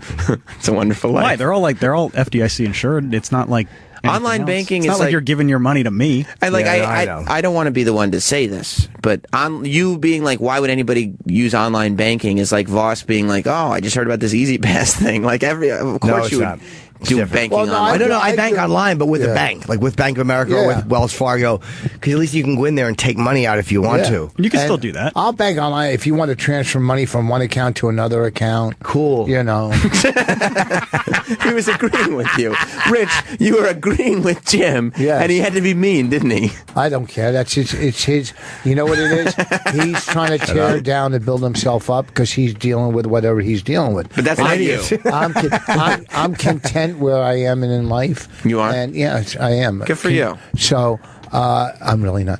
But, so he can do what he has to do to make him feel good. And I'm here for him no matter what he does. That's what people need in life. A good friend like Rich Voss. If look, whatever he's going through, if he wants to try to beat me up, hey, I'm there for you. What do you need? What do you want to talk about? You know what I'm saying? I just broke your headphones. I'm sorry. I just turned to a guy that looked like him if he was stung by a hornet's nest. How do I make this louder? Oh, here we go. This is nice. This is professional. Matt Serra just walked in What's up? trying to figure out why he walked into a gentler, warmer studio with Right? Voss talking about his friendship goals. Sam, nice to meet you, man. And you too, Matt Nice, Serra. man. This is and you, my son. Rich Voss. Of course. Of course. How have you not heard of me? Fuck. How's it going? I can't complain. I just got off the train. We're like and I stopped at Midtown Comics. I had some time to kill. Took a smash. I ruined the bathroom. Were you just in there? I was, yeah. Why, you saw an eye just like to what, a 10 minutes hole? ago? I thought I saw somebody peeking through the stall like a creep. I'm like, my buddy Jimmy. Were you just in there? Yeah, talking? we just walked in there. Yeah, I heard you talking about something you're not doing no more in this. I'm not going to talk about it now, but I was in the stall. I wanted to yell at your name, but you should have. Wouldn't be the first time I've heard it. Exactly. You know? Gets habitual. Where'd you take the train in from? Where you from? Long Island. Cool. Long Island, New York. Isn't that New York? Like, what the fuck does that mean? Yeah. Of course it's Long Island, New York. I'm all hyped up. I had espresso when I woke up. I had a rough night's sleep because my kids woke up. I have 3 little girls. So do I. And it was like every hour. My wife even said, she goes, this is every hour on the hour. How old are the kids? 7, 5, and 3. So they're not like babies that should be waking up every Well, day, especially the 7-year-old. They're gagging and they're spitting up shit. I don't know, man. It's rough. I And got I'm 3 sweating. daughters. Wait till you see. Wait till they get older. How old are your kids? 26, 24, and 9. Oh, you spread them out a little bit. Well, different wife, but there you go. The 26-year-old is dating. I don't. There's none in the studio. Talented broadcaster? Yeah. Oh. Is that right? No, he's a good guy, and she. I'm proud of my kids. Your oldest is dating somebody you know?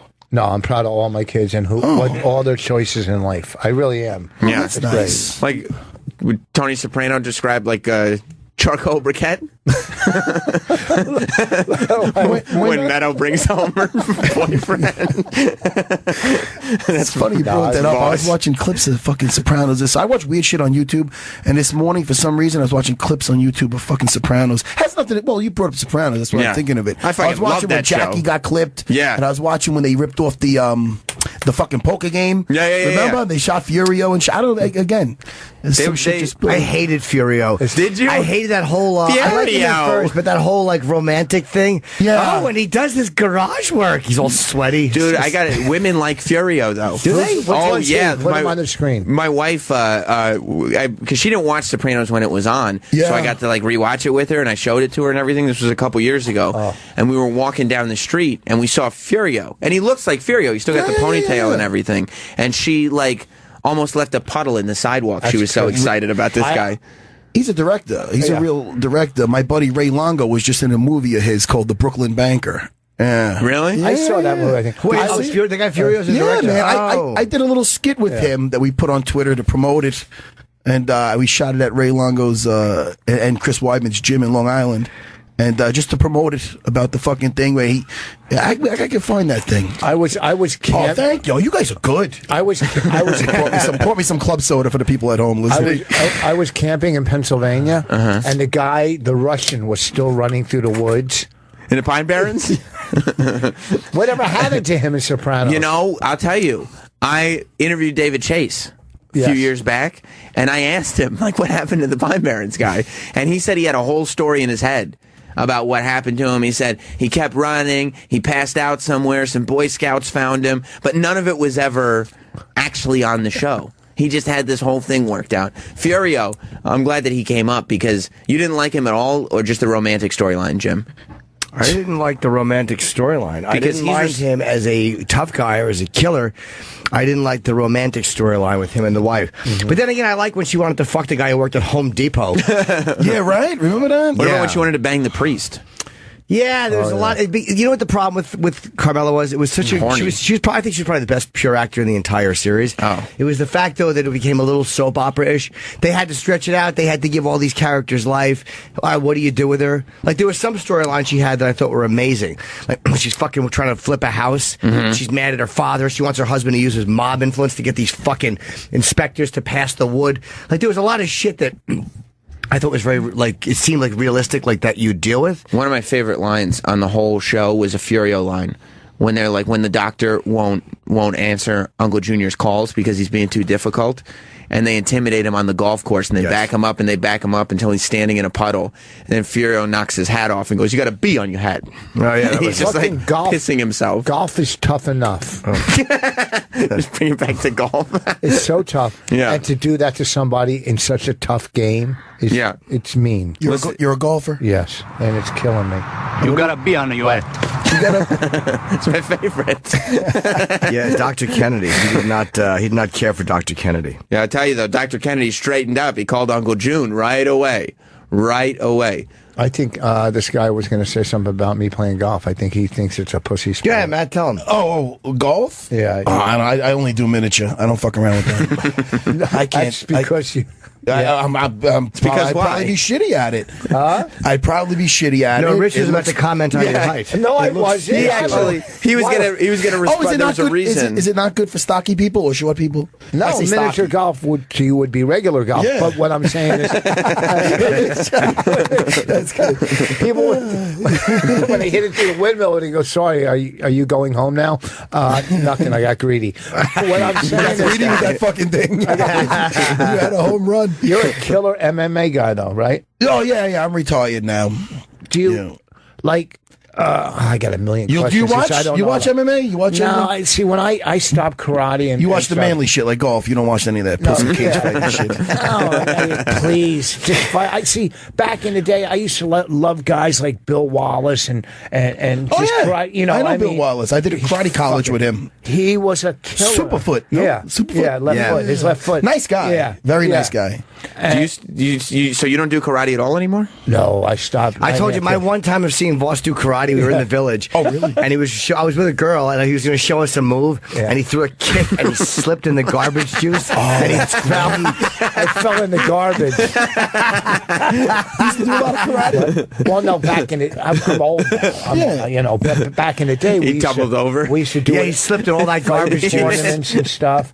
You know, the big fight. Was the girl impressed?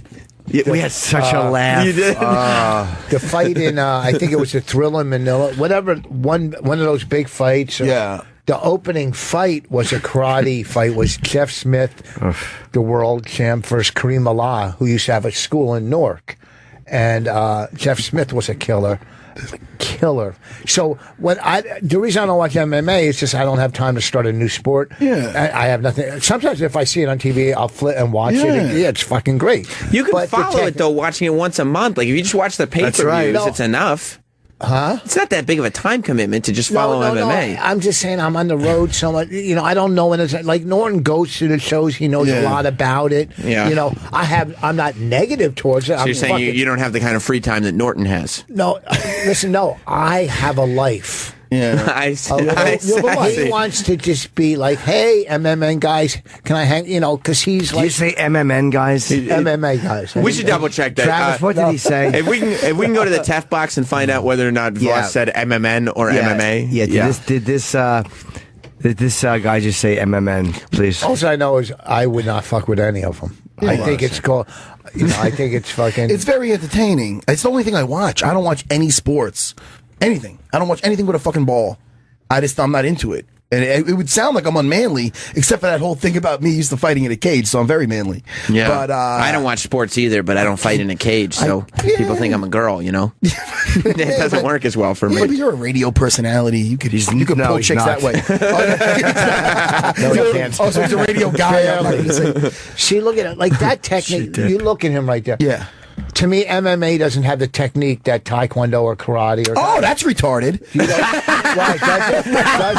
Oh, 100%. I could be wrong. That's what I would call talking about your out of your ass. I'd say. Okay. Because if you never watch it, you just flick through. That's like Larry. No, I'll explain it to you. Okay. That's like Larry King. That's like Larry King telling Jim Norton that. That's right. Yeah, it's street fighting. Really, Larry? Really? Yeah, he was annoying. Dude, there's such beautiful technique in MMA. I could show you some matches where you might just think of it's street fighting because, he's elbowing him in the face. But there's so many disciplines involved. You have to be, it's like people like, they're not throwing punchers like boxers. Yeah, but if you have all the weight on that front leg, somebody's going to kick that fucking leg off. So it's really, you have to be so skilled in not just one form of fighting, but several. You got to mix them. Of mixed martial arts, there it is. motherfuckers. I never got that. Speaking of, you put that together. Speaking of retarded, we do need to find out from the TEF box whether the term MMA was used or if it was a different term. I got it. You ready? Yes. All right. Yeah. He wants to just be like, hey, MMN guys. It was an N. He said MMN. It was an N. Yeah, as in ninny.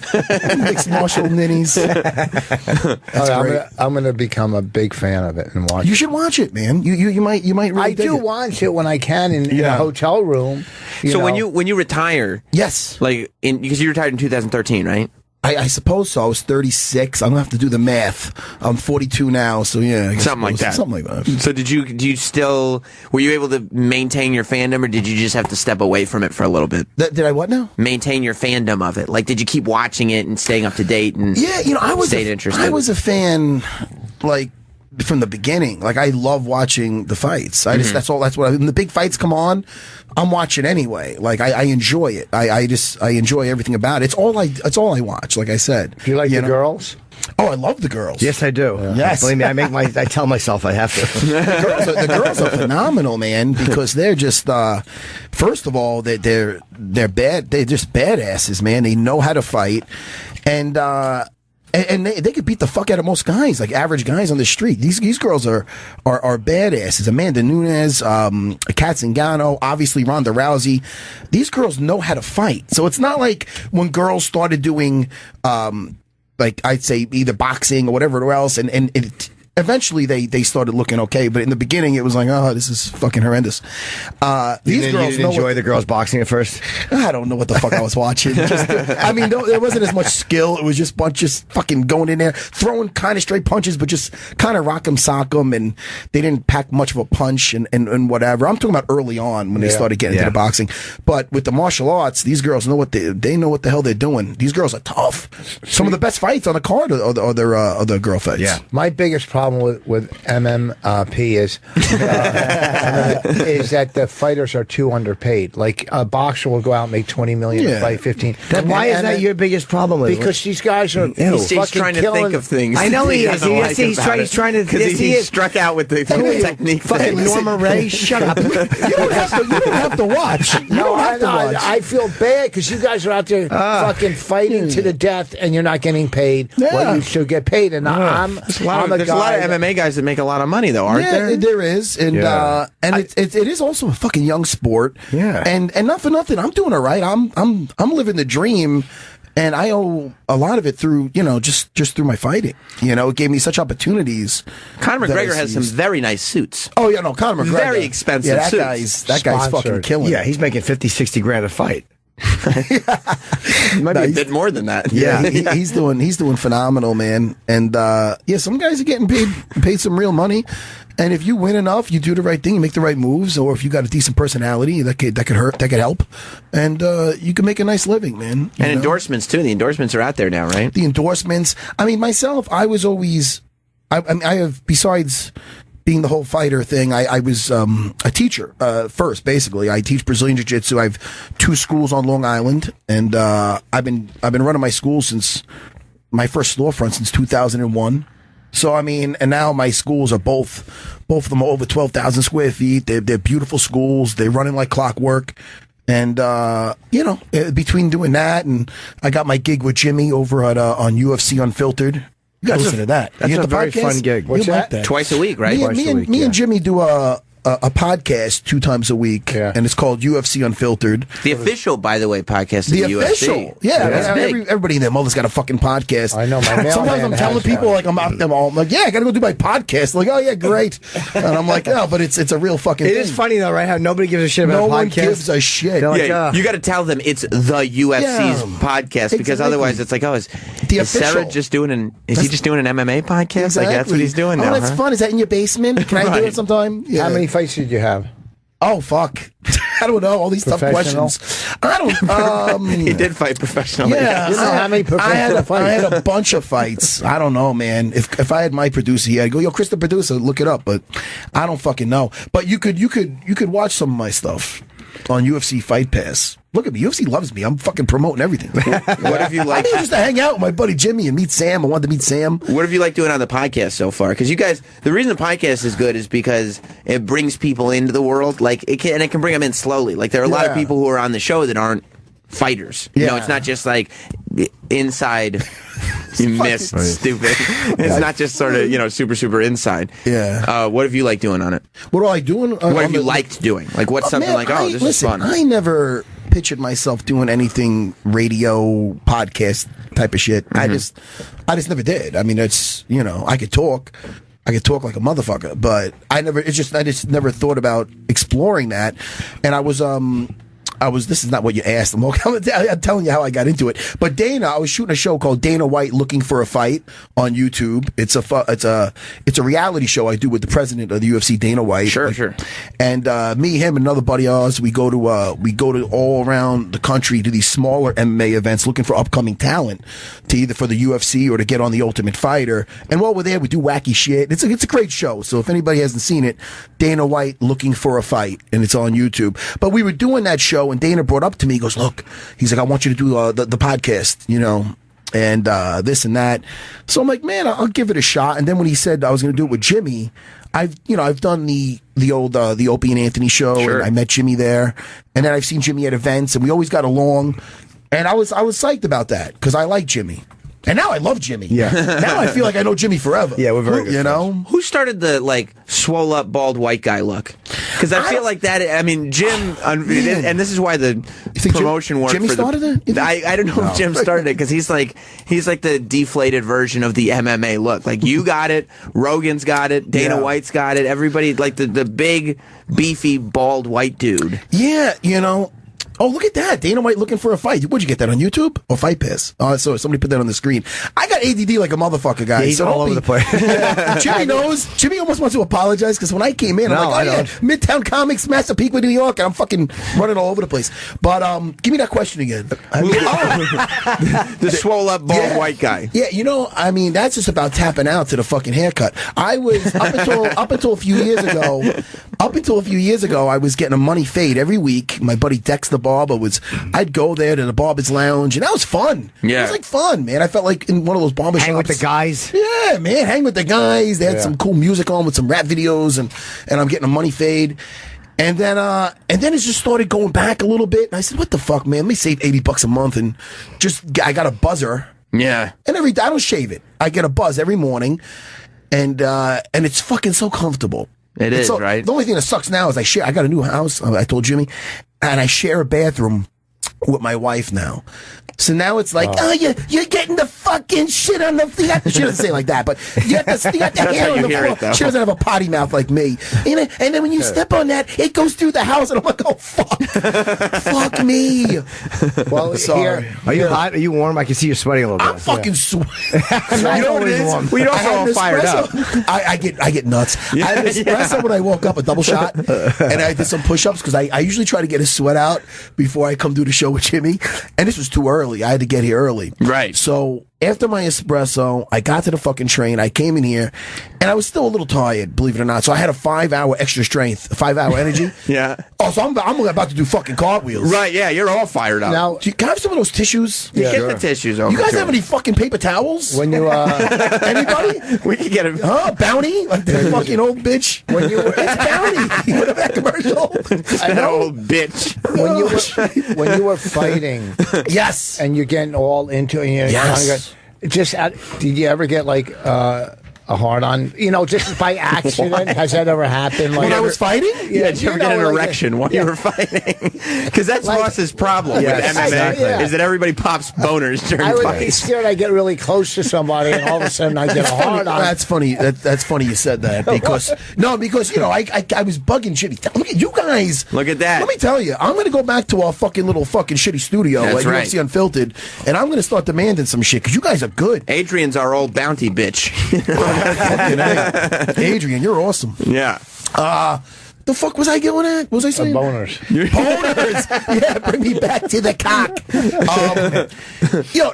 I used to bug Jimmy because Brazilian Jiu-Jitsu is made for the weaker guy. I'm not attacking you there, Jimmy. No, you're right. But it's made for the smaller guy to defend yourself against a bigger guy. Weaker was a good fine word. Yeah.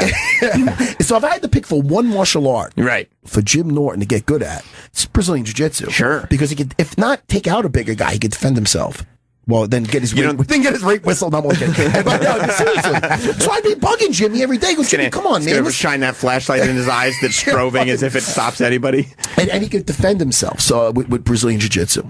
Yeah, I want to take it, but Matt's on Long Island. If Matt was in New York, I'd be at his place 3 times a week. It's just hard to get out to Long Island. Have you done any of it ever? No, I just make karate sounds when I feel threatened. What kind of sounds? Whoa.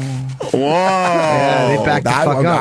I think he's confident for some reason. But that takes us away from the point, which was boners. Well, I'm getting to that. I know you are. So I was telling Jimmy, come on, man, you'd love it. You'd love fucking jiu-jitsu.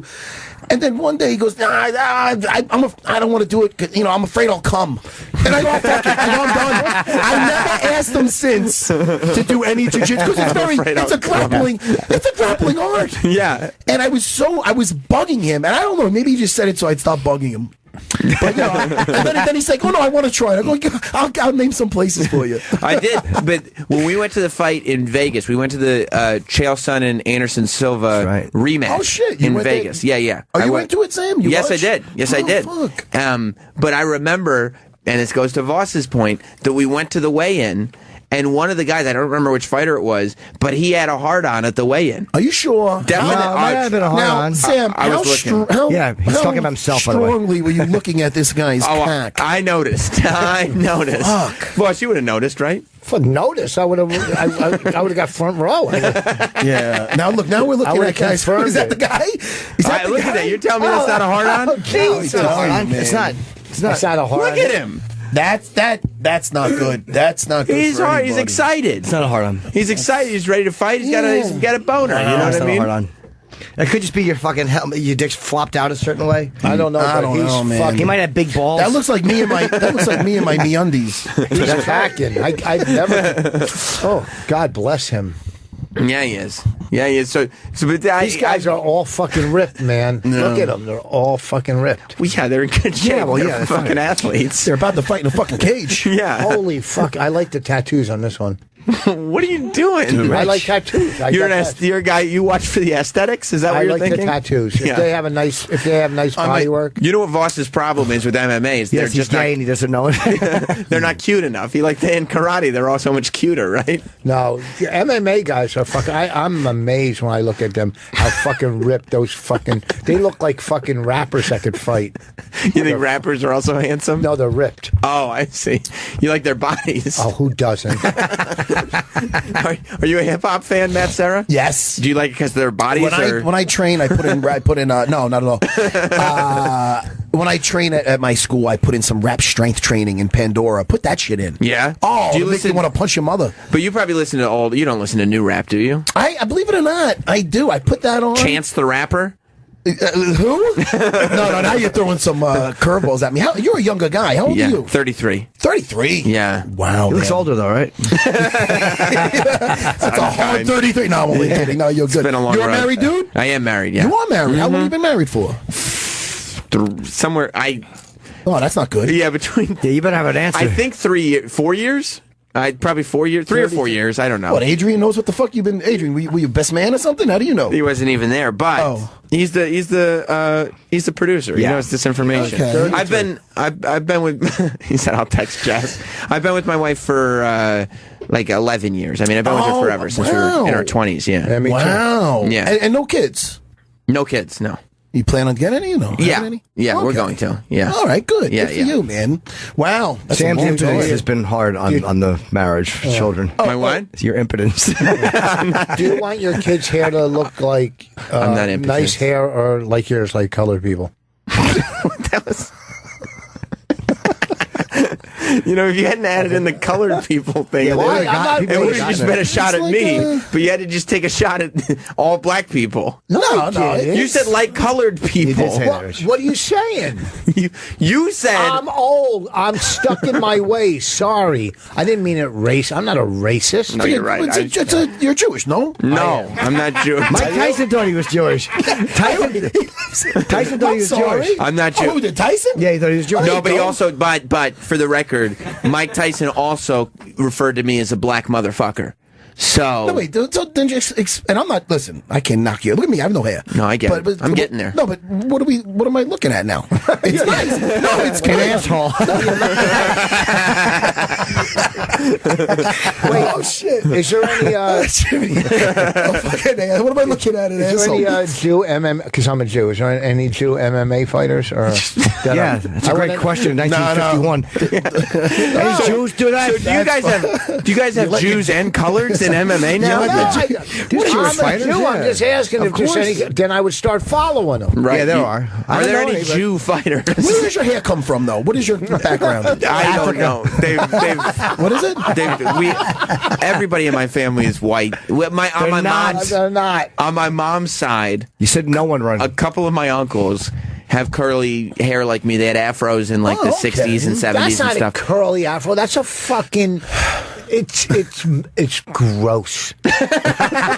Oh man, it's not gross. I think it's unique. Thank you. Yeah, I think it's unique. Know what Thank unique you. Means? It adds character. Yeah, no. Unique okay, and means people there's enjoy no it. Fucking answer to it. That's true. There's no. And to answer you, yes, they let Jewish people fight. No, I'm saying is there any good ones that you know of? Like I'm not saying. I don't know about any religion. Any of them are. I'm sure there's some of them are Jewish. Yeah, I don't really look into that too much. Unless the guy walks into the fucking fight with a yarmulke on or something, I don't know what the fuck he is. Google that Jewish MMA fight. You're 33. I'm 33. You don't have that disease that makes you grow old fast, do you? Progeria, just say it. I don't know. I can't. Yeah, you can. No, Why would you revisit the joke like 20 minutes later? Yeah, how about he visits it the first time? I was reading a text. Oh, okay. You're like, I can get back there. These are all Jewish fighters. Mm-hmm.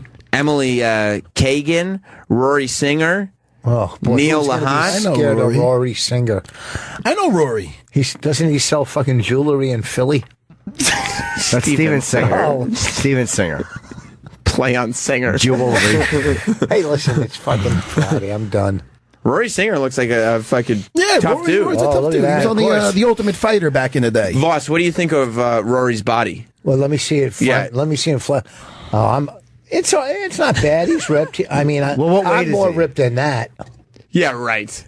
You're not more ripped than that. No, you look in shape. How old are you? Yeah, right. You're not more ripped. I'll be 60 in June. Oh shit, you're a couple of years older than Longo. Look at that body. Hey, put your shirt on. You're losing friends. All right? With that around your neck, you look like a fucking Jewish fucking superstar with that thing. Voss took his shirt off. Let me tell you something, Rich. Put a few pounds on. You're in good shape. And I lost weight. You're in good shape. What are you doing? You juicing? What's that? You juicing? What's juicing? Steroids. Gas. You're on a gas. I don't know. Man juicing. 30 years sober. I'm not going to do any kind of drugs. You got great. Oh, what happened? You used to have a problem? Yeah, crack, freebase. Really? Oh, yeah. It was good shit, man. Oh, wow. It was good shit. How great it was. How long were you on the crack? Well, I was a drug addict. I mean, I started getting high when I was, 15, 16 on women. Yeah, okay. Then my bottom has been fucked by other men. You formed together the sentence. The last so 3 years of my addiction was, smoking freebase. Yeah. So that's probably where Now you never had to give a guy oral for drugs, did you? I did it for fun. Okay. All right. Yeah, he did it for a Flintstones chewable. It's so chewable. Oh, shit. I mean, listen, we make jokes about it, but I've done some horrible things. things. If you give an all kidding aside, I'll fucking punch through your hat. We make jokes about it, but it's a serious thing. Shut up. You'll Furio his hat off his head. Yeah, you have a B in your head. You know what a B in your hat and a D in your mouth. But no, people don't. Shut up, let him laugh. I'm sorry. Hold on. After the laughter dies down, we'll talk about your fucking people don't life-changing fucking addiction. Listen to me, little Stretch Armstrong. People, okay. People don't juice it. Go ahead. People don't juice at 60. Do they what now? They don't fucking take steroids. Of course they do. At 60? HGH? Yeah, they fucking love growth hormone and steroids. At 60. Yeah, anybody who's 60 and ripped, they love that shit. Yeah. So wait, now, when did your marriage fall apart? Which one? First one? How many times were you married? Twice. Oh, you were. This is your second one's going great. Yeah. The first one, because I know you have a couple of kids, did that fall to shit because of your addiction? No, she never saw me high. I was clean when I got married. Oh, how long did that go for, your first marriage? 5 years. Oh, that's not that. That's this one's going on 12 now. Oh, 5 years, and that's when you have your first two kids from your first marriage. I didn't know you only married 5 years to your first one. Yes. Okay. Okay. Fine. And what happened around the 5 year mark? Just like, oh fuck. Now she got married young. And we're good friends. I stayed the good mother of friends your with her. kids, of course. Listen. She lived right by me. She used to babysit our kid. You know, we go over her house. I mean, she moved to North Carolina now. I was good friends with her Were you throughout cheating? our divorce. You cheating? No, Never? No, I'm not that kind of person. Okay. Oh, I'm so sorry. I didn't mean to. I didn't mean to stomp on your moral high ground. Okay. Oh, Did Grindr exist then, though? Oh, no, but there's some other stuff. No, so I stayed good. It didn't work out. You know what I mean? So I stayed good friends. We were separated for 5 years because I was still on her insurance. Yeah. And then we just moved on, but we always stayed. You know, we have kids. The more you fucked up. Can I ask you, as a married guy, and I think Sam will relate to this. He's not a guy. What? He's married, but now, did you tell yourself, if I get out of this marriage, I'm never going back in? Or no? Did you say I'll do it again when I meet my second love of my life? No, you play it by ear. I mean, I was single for 11 years between marriages. Oh, there you go. 10 years, and eventually. Wow.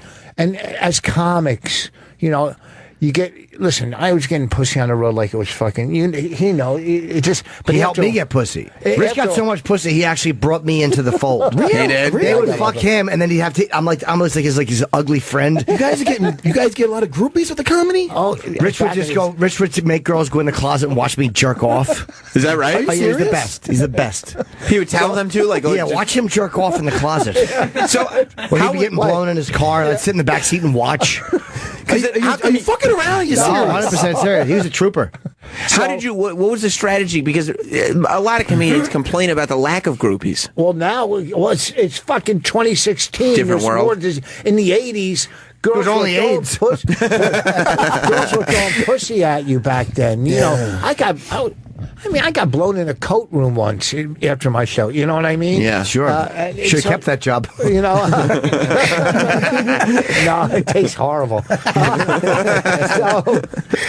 But after a while, you're single and you're like, yeah. But I just met my wife, who's a comic too. Yeah. And it just happened, you know. You don't plan it. She's a comic also. Yeah, you don't plan it. Brilliant. And you don't plan it. It just happens. I guess it just happens. Because I think you're right. Like if your marriage fell apart, you wouldn't get married again. I mean, that's what you tell yourself. I mean, right. I mean, listen, I'm in a. It depends on the day you get me, but right now I'm in a. So sometimes I'm with Jimmy and I'll fucking vent on air about certain shit, but being a married guy, and especially with kids, see, that's a different situation for you, Sam, because they don't hold the same kind of power. And I got a great thing going on. 3 beautiful kids. My wife's awesome. But they do get to talk to you a certain way that they would never talk to you if you didn't have children with them. I mean, that's how I feel. Like, in other words, how about this? How about, like, my wife is really awesome. Anybody meets, she's so the nicest person. But let me tell you something. There's times when I'm fighting with her, and I'm just like, there's not a single person on the planet that could talk to me like that. Right. I'm not being a tough guy. I'm saying there's going to be repercussions. Someone's either getting fucked up, not a girl, I mean, obviously, but just... You can't, or if it's a girlfriend, she's fucking kicked to the curb. Mm-hmm. I mean, it's just not happening. Right. It's just not fucking happening. But Like I said, I'm in a good situation. No, I know. Let me bring that back. My wife stands. It's just marriage. My wife stands at the end of the bed every night, giving me a lecture of what I did wrong that day. Oh. Right? You know, I mean, like. Oh, is this your wife now? Yeah, I mean, she's. I mean, look. I was a crack at Second time, I guess, is the charm. Yeah. No, I mean, look. Listen, we're in the same business, so we're around. Yeah. You know. I was a crack addict piece of shit back in the. Now my life. You're is, not a crack addict anymore. Right. But you're still a piece of shit. But look at my life now. It's like laying in bed with my wife eating a protein bar, which is a pretty big fucking change in Protein. life. Yeah, exactly. But that's not enough for her.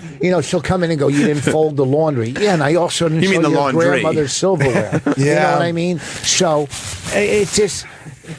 You have a house. Little things like, how come you didn't empty the fucking dishwasher? Because I didn't care about it. Yeah. You know what I mean? Oh, you know what I mean? that's typical. That's typical But stuff. stuff turns into fights with us. Yeah. Well, why don't you just empty the dishwasher, bro? What? Really? Yeah. Really? Yeah. Why didn't you just put that in the garbage? The garbage is right there. Yeah. Why do you leave Put it right in the there? garbage. Yeah, it's easy. Don't get that. Why you gotta be difficult about it? Because I have things going on. You do? Yeah. No, you don't. Nothing. Well, you got a new CD on iTunes that people New can CD, pre-order. Rich Voss 5. That's right. It's my new one. Here, have one. What is this? It's a CD. Oh, Comedy. look It's at my this. new one. Thank wanna you. see some What is this? A frisbee? Oh, look at this. They were on top of the World Trade Center. That's them when they were. There's Mike's if you want to use. Oh, look at this. This is. And that's pictures. Who is this? Oh my good friend. Rich, if you feel like using the mic, you can. That's your daughter. The You got very microphone, pretty daughter. Look at you. Rich, Good for you. it's up to you. It's for, What? but the mic, if you want it, you can What's use that? it. The microphone? Yeah. You can talk into it if you want. Sam, listen And to I'm me. not attacking Tell me. I'm not attacking your haircut from 1991, but you can never say anything about Sam again if I fucking you post this. Yeah, but mine looks like Roger Daltrey. No, No, you Your don't. fucking haircut is terrible fucking bull. This is coming Look to at how nice America. that look. This is the fucking Soul Glow from fucking. It Yeah, really it's is. true. You would leave a stain on any couch you put your head back on. Right That's there. right. Where's his face into? I had bad teeth back in the day. Oh, this is good. I can much have this. stupidity Thank you. flying It's past a them. comedy CD. I'm taking it, man. My fifth one. Fuck. It's very funny. The You'll like crank it. did bad things to Voss's teeth. I went to the dentist with him. Remember when we did that? Oh, yeah. And he had to get, because his teeth are fake. He had to get These them put are on. implants. But like they literally had to pull his gums back, pack it in with cadaver bones, because his teeth are these just little tiny, like it looks like he's been possessed. Like they're just little sharp stubs. it's a in his dummy. mouth. Well, no, that's when they put these on. When they put the implants. Yeah. This is $35,000 worth of fucking teeth right Wow. there. It's a lot of fucking money. Yeah. And he actually took his fingers. He said that, and he rubbed it across his teeth. I saw that. He paid for him. He can touch him. That's true. Yeah. Thank you for play-by-play. Well, you didn't need to do that. And how long were you addicted to the crack? 2 weeks. No, that's it. No, 3 years. Oh, 3 years. Yeah, 3 All years. right. And then one day you just said, "Fuck I said this. I'm going to either die or go to jail. So I Yeah. said I got to get clean, or else I wish I could have helped you with that decision. Yeah, one of those two is a fine option. That's a very nice thing to say. See, I'm here no matter what's going on in your life and all the negative and all the meanness. I'm still here for you. So whatever you No, do. you're here because we're on the radio and you need to plug. You're So right. Yeah, pre-order my CD, Rich Voss 5 on iTunes. It's pre-order now. It goes on sale next week. We should take a break because Elijah Wood's going to be coming in here soon. You sticking around, Matt? No, this guy's If I'm able, I'll chill, Yeah, man. yeah. Stick if around. not, I'll get the fuck out. Make room for fucking Elijah Wood. I'm No a big way, fan. you're more- listen I'm to a me. big. You guys a Lord of the Rings Yes, fan? I saw. Yeah. All right, me too. I wonder if he's sick of hearing about that shit. Will you ask him about it? 100%. Okay, good. But I'll do it very nicely because I'm a big fucking fan. If he gets sick of it though, if he's like, I don't really want to answer about it, you should get hostile with him. Yeah. Be like, Oh, what the fuck?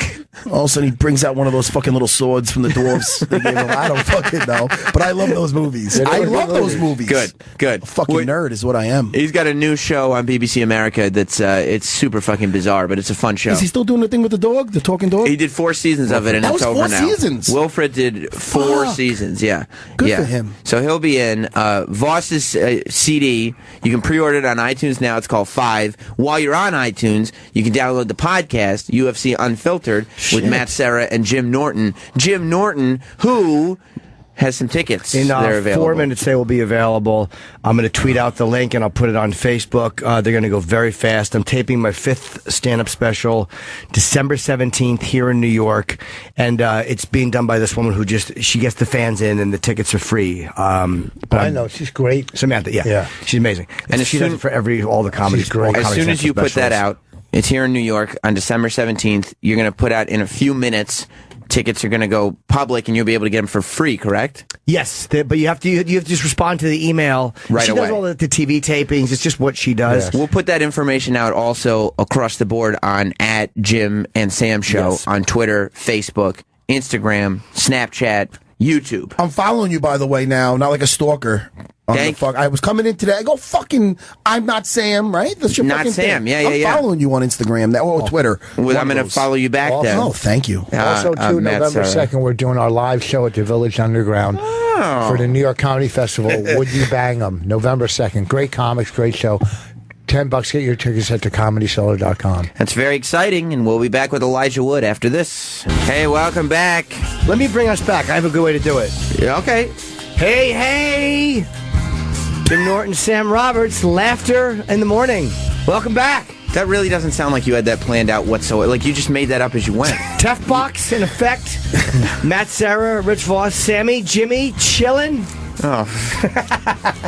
Matt, does that make you feel better? I thought we were on Sway in the morning or something. I don't know where the fuck we were for a second. Well, we have a couple guests coming in. There's a new show called Dirk Gently's Holistic Detective Agency on BBC America. What was that again? Dirk Gently's Holistic Detective Agency. Oh, wow. Elijah Wood is in it, but the man who plays, you can sit right there, the man who plays Dirk Gently. Hi, Samuel. Is here, Samuel Barnett.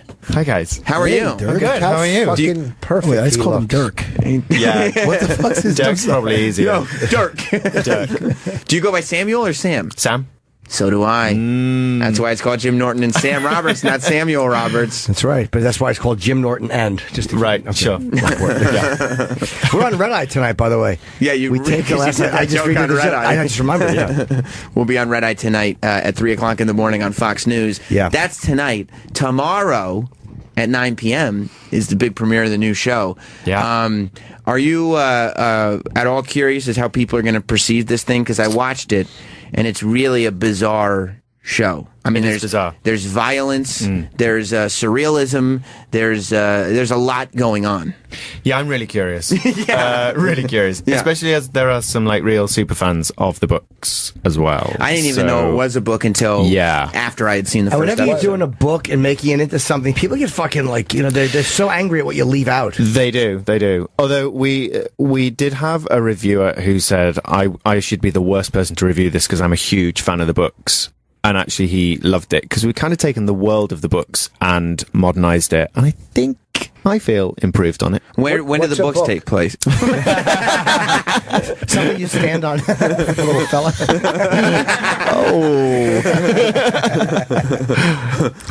When do the books take place? Or when did they come out? I think they came out in the 90s. Yeah. So you just had to bring early it up 90s. Yeah, we've very much brought it up to 2016. Yeah. Yeah. And how is Elijah Wood to work with? He's amazing. Difficult. Oh, is he? He's an awful person. I hope we don't get a second season. No, he is absolutely incredible to work with. He's really fun and he's very down to earth and he's incredibly famous. Are you intimidated working with him? Someone like that famous? I was a little. Yeah.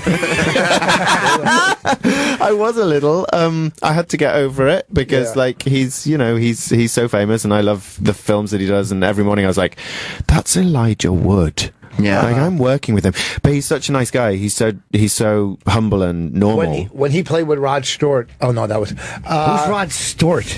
Stewart? Yeah, Rod Stewart. Matt's looking at you appropriately like you're an idiot. Rod Stewart. I thought he said Rod Stewart. Yeah, Rod Stewart. He tried to say Rod Stewart. Right. He said Rod Stewart. Rod Stewart. S-T-O-R-T. No one says that. I'm trying to save time. For somebody, cut down on syllables. Yeah. I cut down on letters. Yeah, that makes sense. Just for somebody that's not familiar with the books, what's the premise of this show? So it's about a detective who's kind of psychic. He's sort of connected to the universe. He receives all these sort of messages and intuitions which tell him what to do, but he has no idea what to do with any of those intuitions. So he just acts on gut instinct and impulse all the time, which is why he needs a sidekick to kind of help him. So, and the first season is like, it's one story across 8 episodes, and it's about trying to solve the murder of a billionaire and his missing daughter.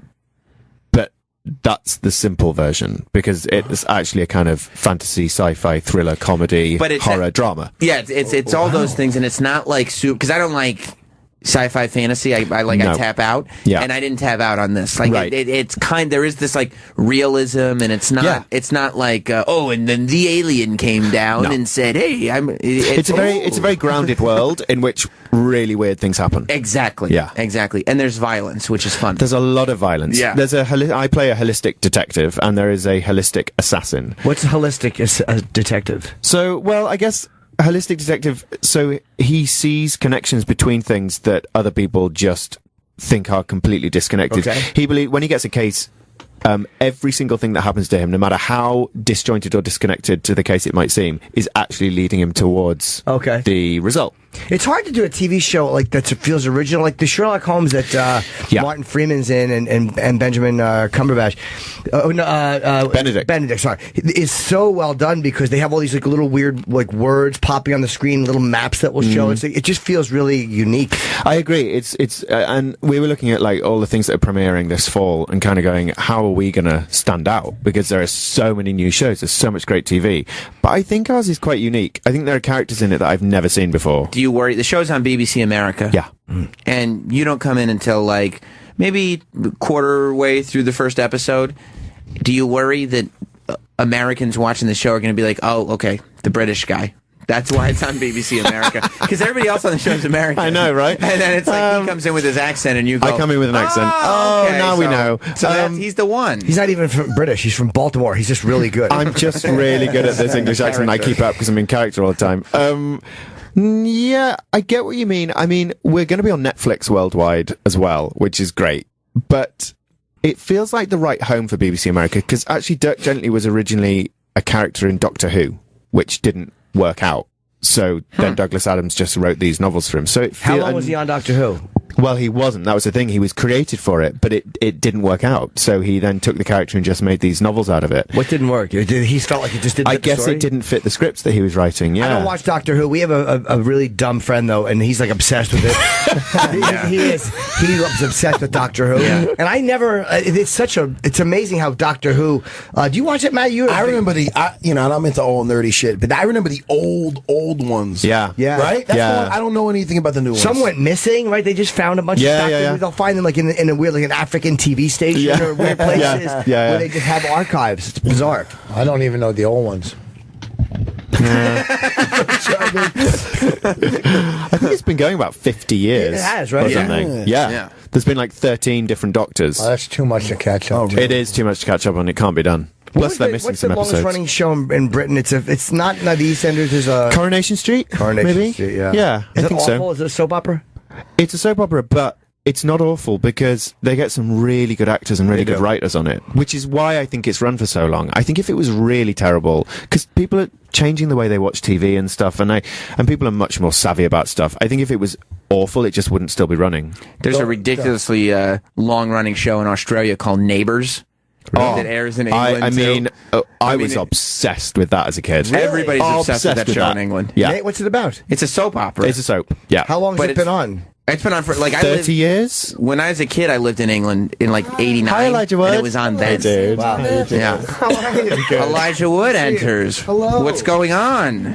Just raining in New York. Just raining. Yeah. Hi, Elijah. Hey, how you doing, buddy? Good to see you. Good to see you. This is Rich Voss and Matt Serra. How you doing? How are you? Yeah. Nice to meet you. see you. Matt Serra's very excited that you're here. He freaked out a minute ago when we told him you were coming. Yeah, I don't want to bring up the whole. I mean, do you get annoyed? do you get annoyed? He's even taking his hat off. When people bring up the whole Lord of the Rings thing, does it get a little much? Because I know you're an actor and you don't want to be like just.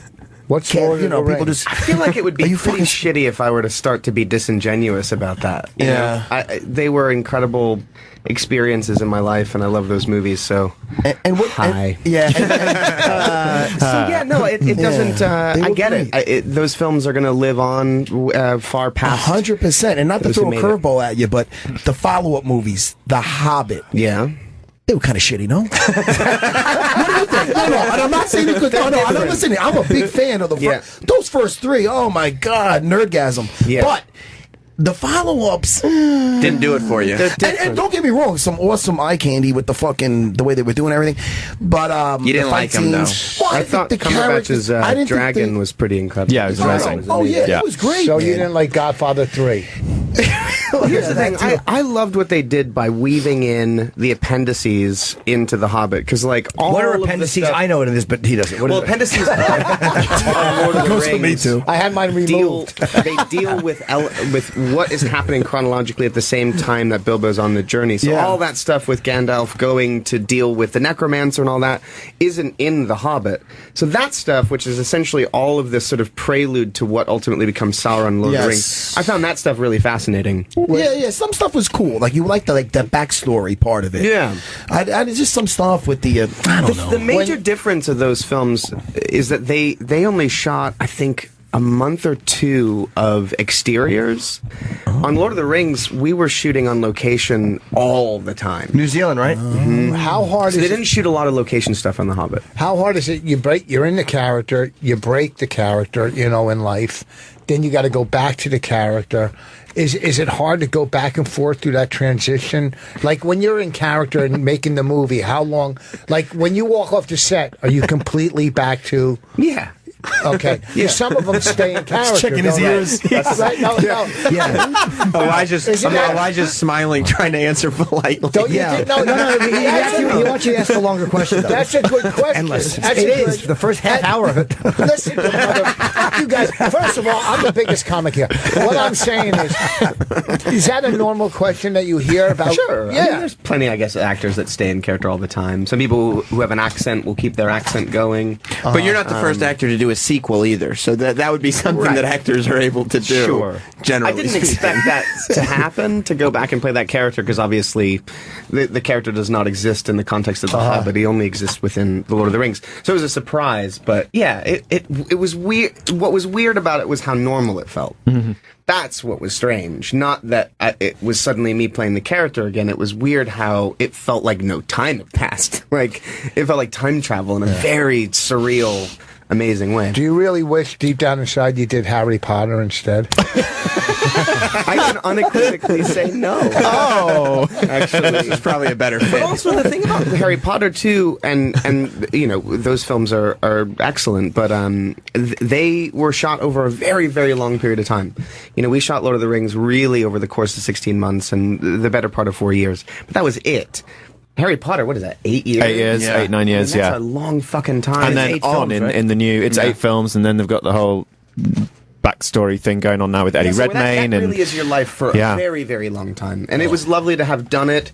It existed in that period of time and to have moved on. I don't know about doing something for 8 years. Matt, where are you at with Harry Potter? Not a piece of shit, right? I'm not as into it. The younger kids, I think, grew up on that. Yeah, I missed it by a generation. I liked The Lord of the Rings when it was a cartoon movie. I don't know if you've seen that.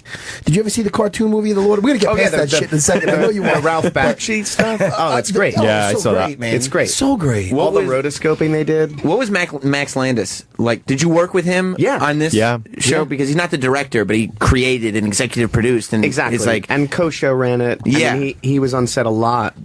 He's wonderful. I mean, he's an incredible writer. Have you guys ever met him? I haven't met him, but I know him. And he's a personality. Yeah, you he's definitely a super know what personality. He's like. He's a tornado. Oh, And Max also- Landis? Yeah. No, heard him.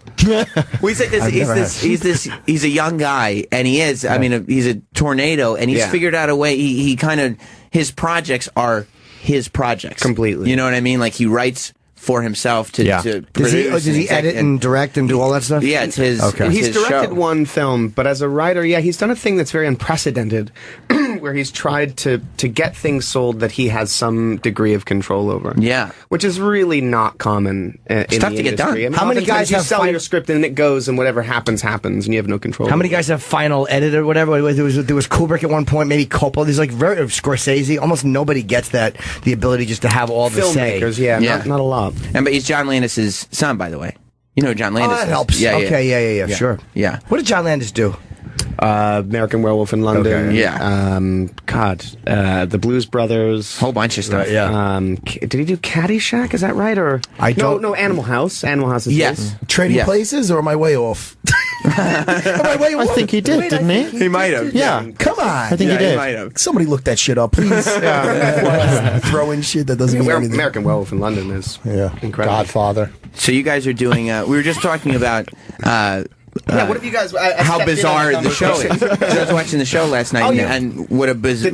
How many episodes have you seen? I've just seen the first one. Okay. And it's a super trippy thing. But I was wondering for you, like, to go on from Wilfred, which was a pretty odd show, to this. Like, is it just something where it's like, if I'm going to do TV, it's got to be something weird, way left of center? Not entirely, but I think I'm drawn to things that feel different. Yeah. And feel exciting and feel as if they exist within their own universe or are trying to push things in different directions that we're not used to. That's just an exciting thing creatively to be a part of. What was the movie you did that was where you came in to promote it? It was a bizarre movie. It was good, though. You were obsessed with mannequins.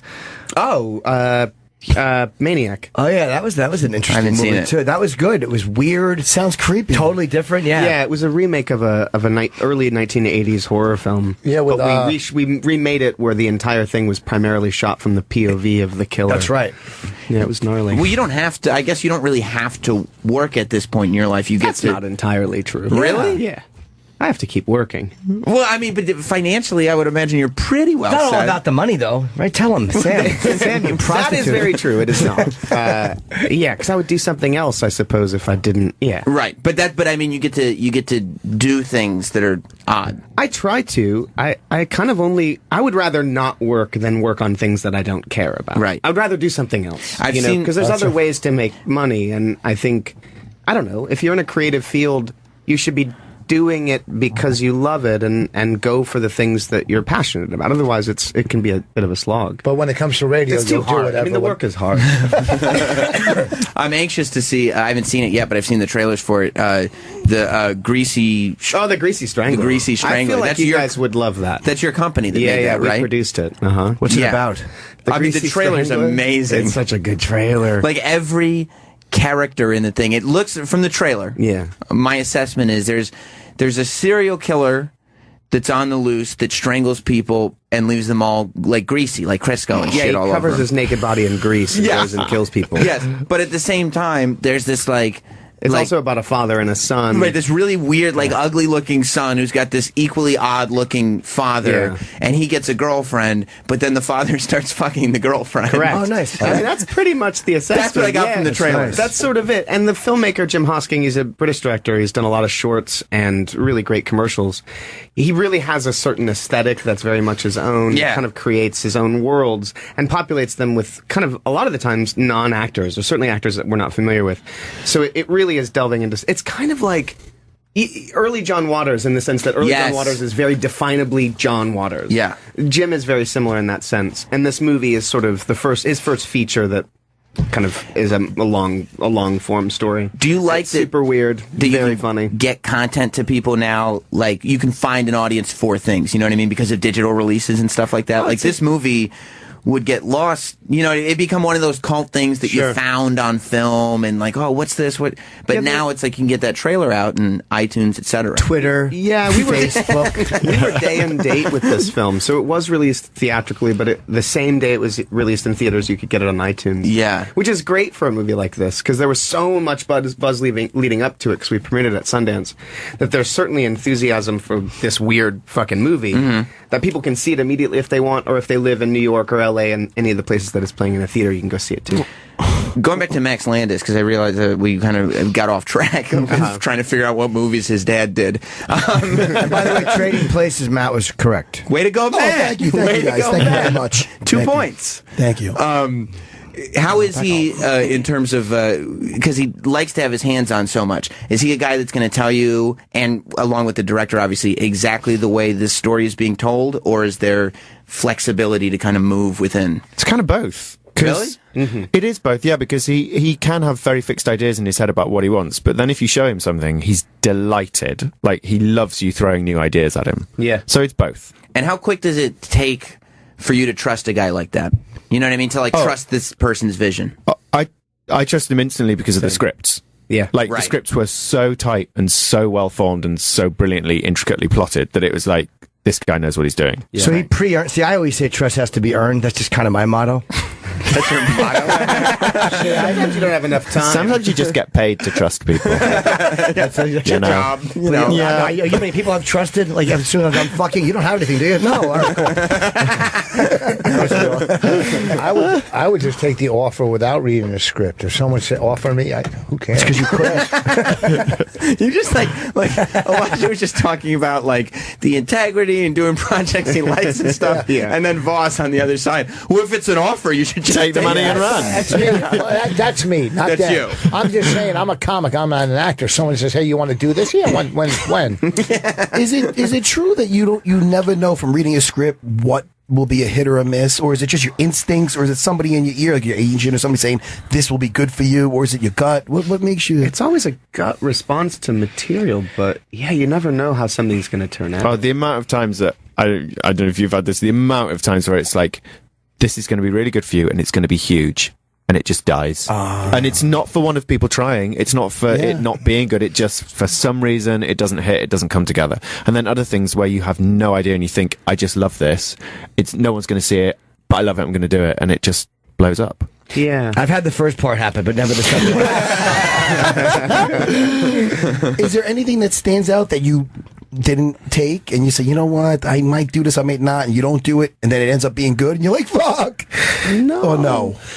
I mean, there's certainly things that I'm sure you have the same things that we go up for or audition for that we don't Plenty get. that I don't get. You know, that you then see was huge and amazing, and And that happens all the time. I mean, I remember I auditioned for Rushmore. Oh, wow. And I remember that audition so clearly because I had seen Bottle Rocket, and I was a huge fan of Bottle Rocket. So this is before like he became the filmmaker that we now know. And I was just so excited to meet the filmmaker of Bottle Rocket. Right. And I didn't get the film, but it didn't it was like one of those things that it's one of my favorite movies of all time. So I don't know, man. I always feel like, and I genuinely believe this, things work out the way they're supposed to. Yeah. Yeah. And there have definitely been things that I've gone up for and I've missed, and things that I've chosen not to do.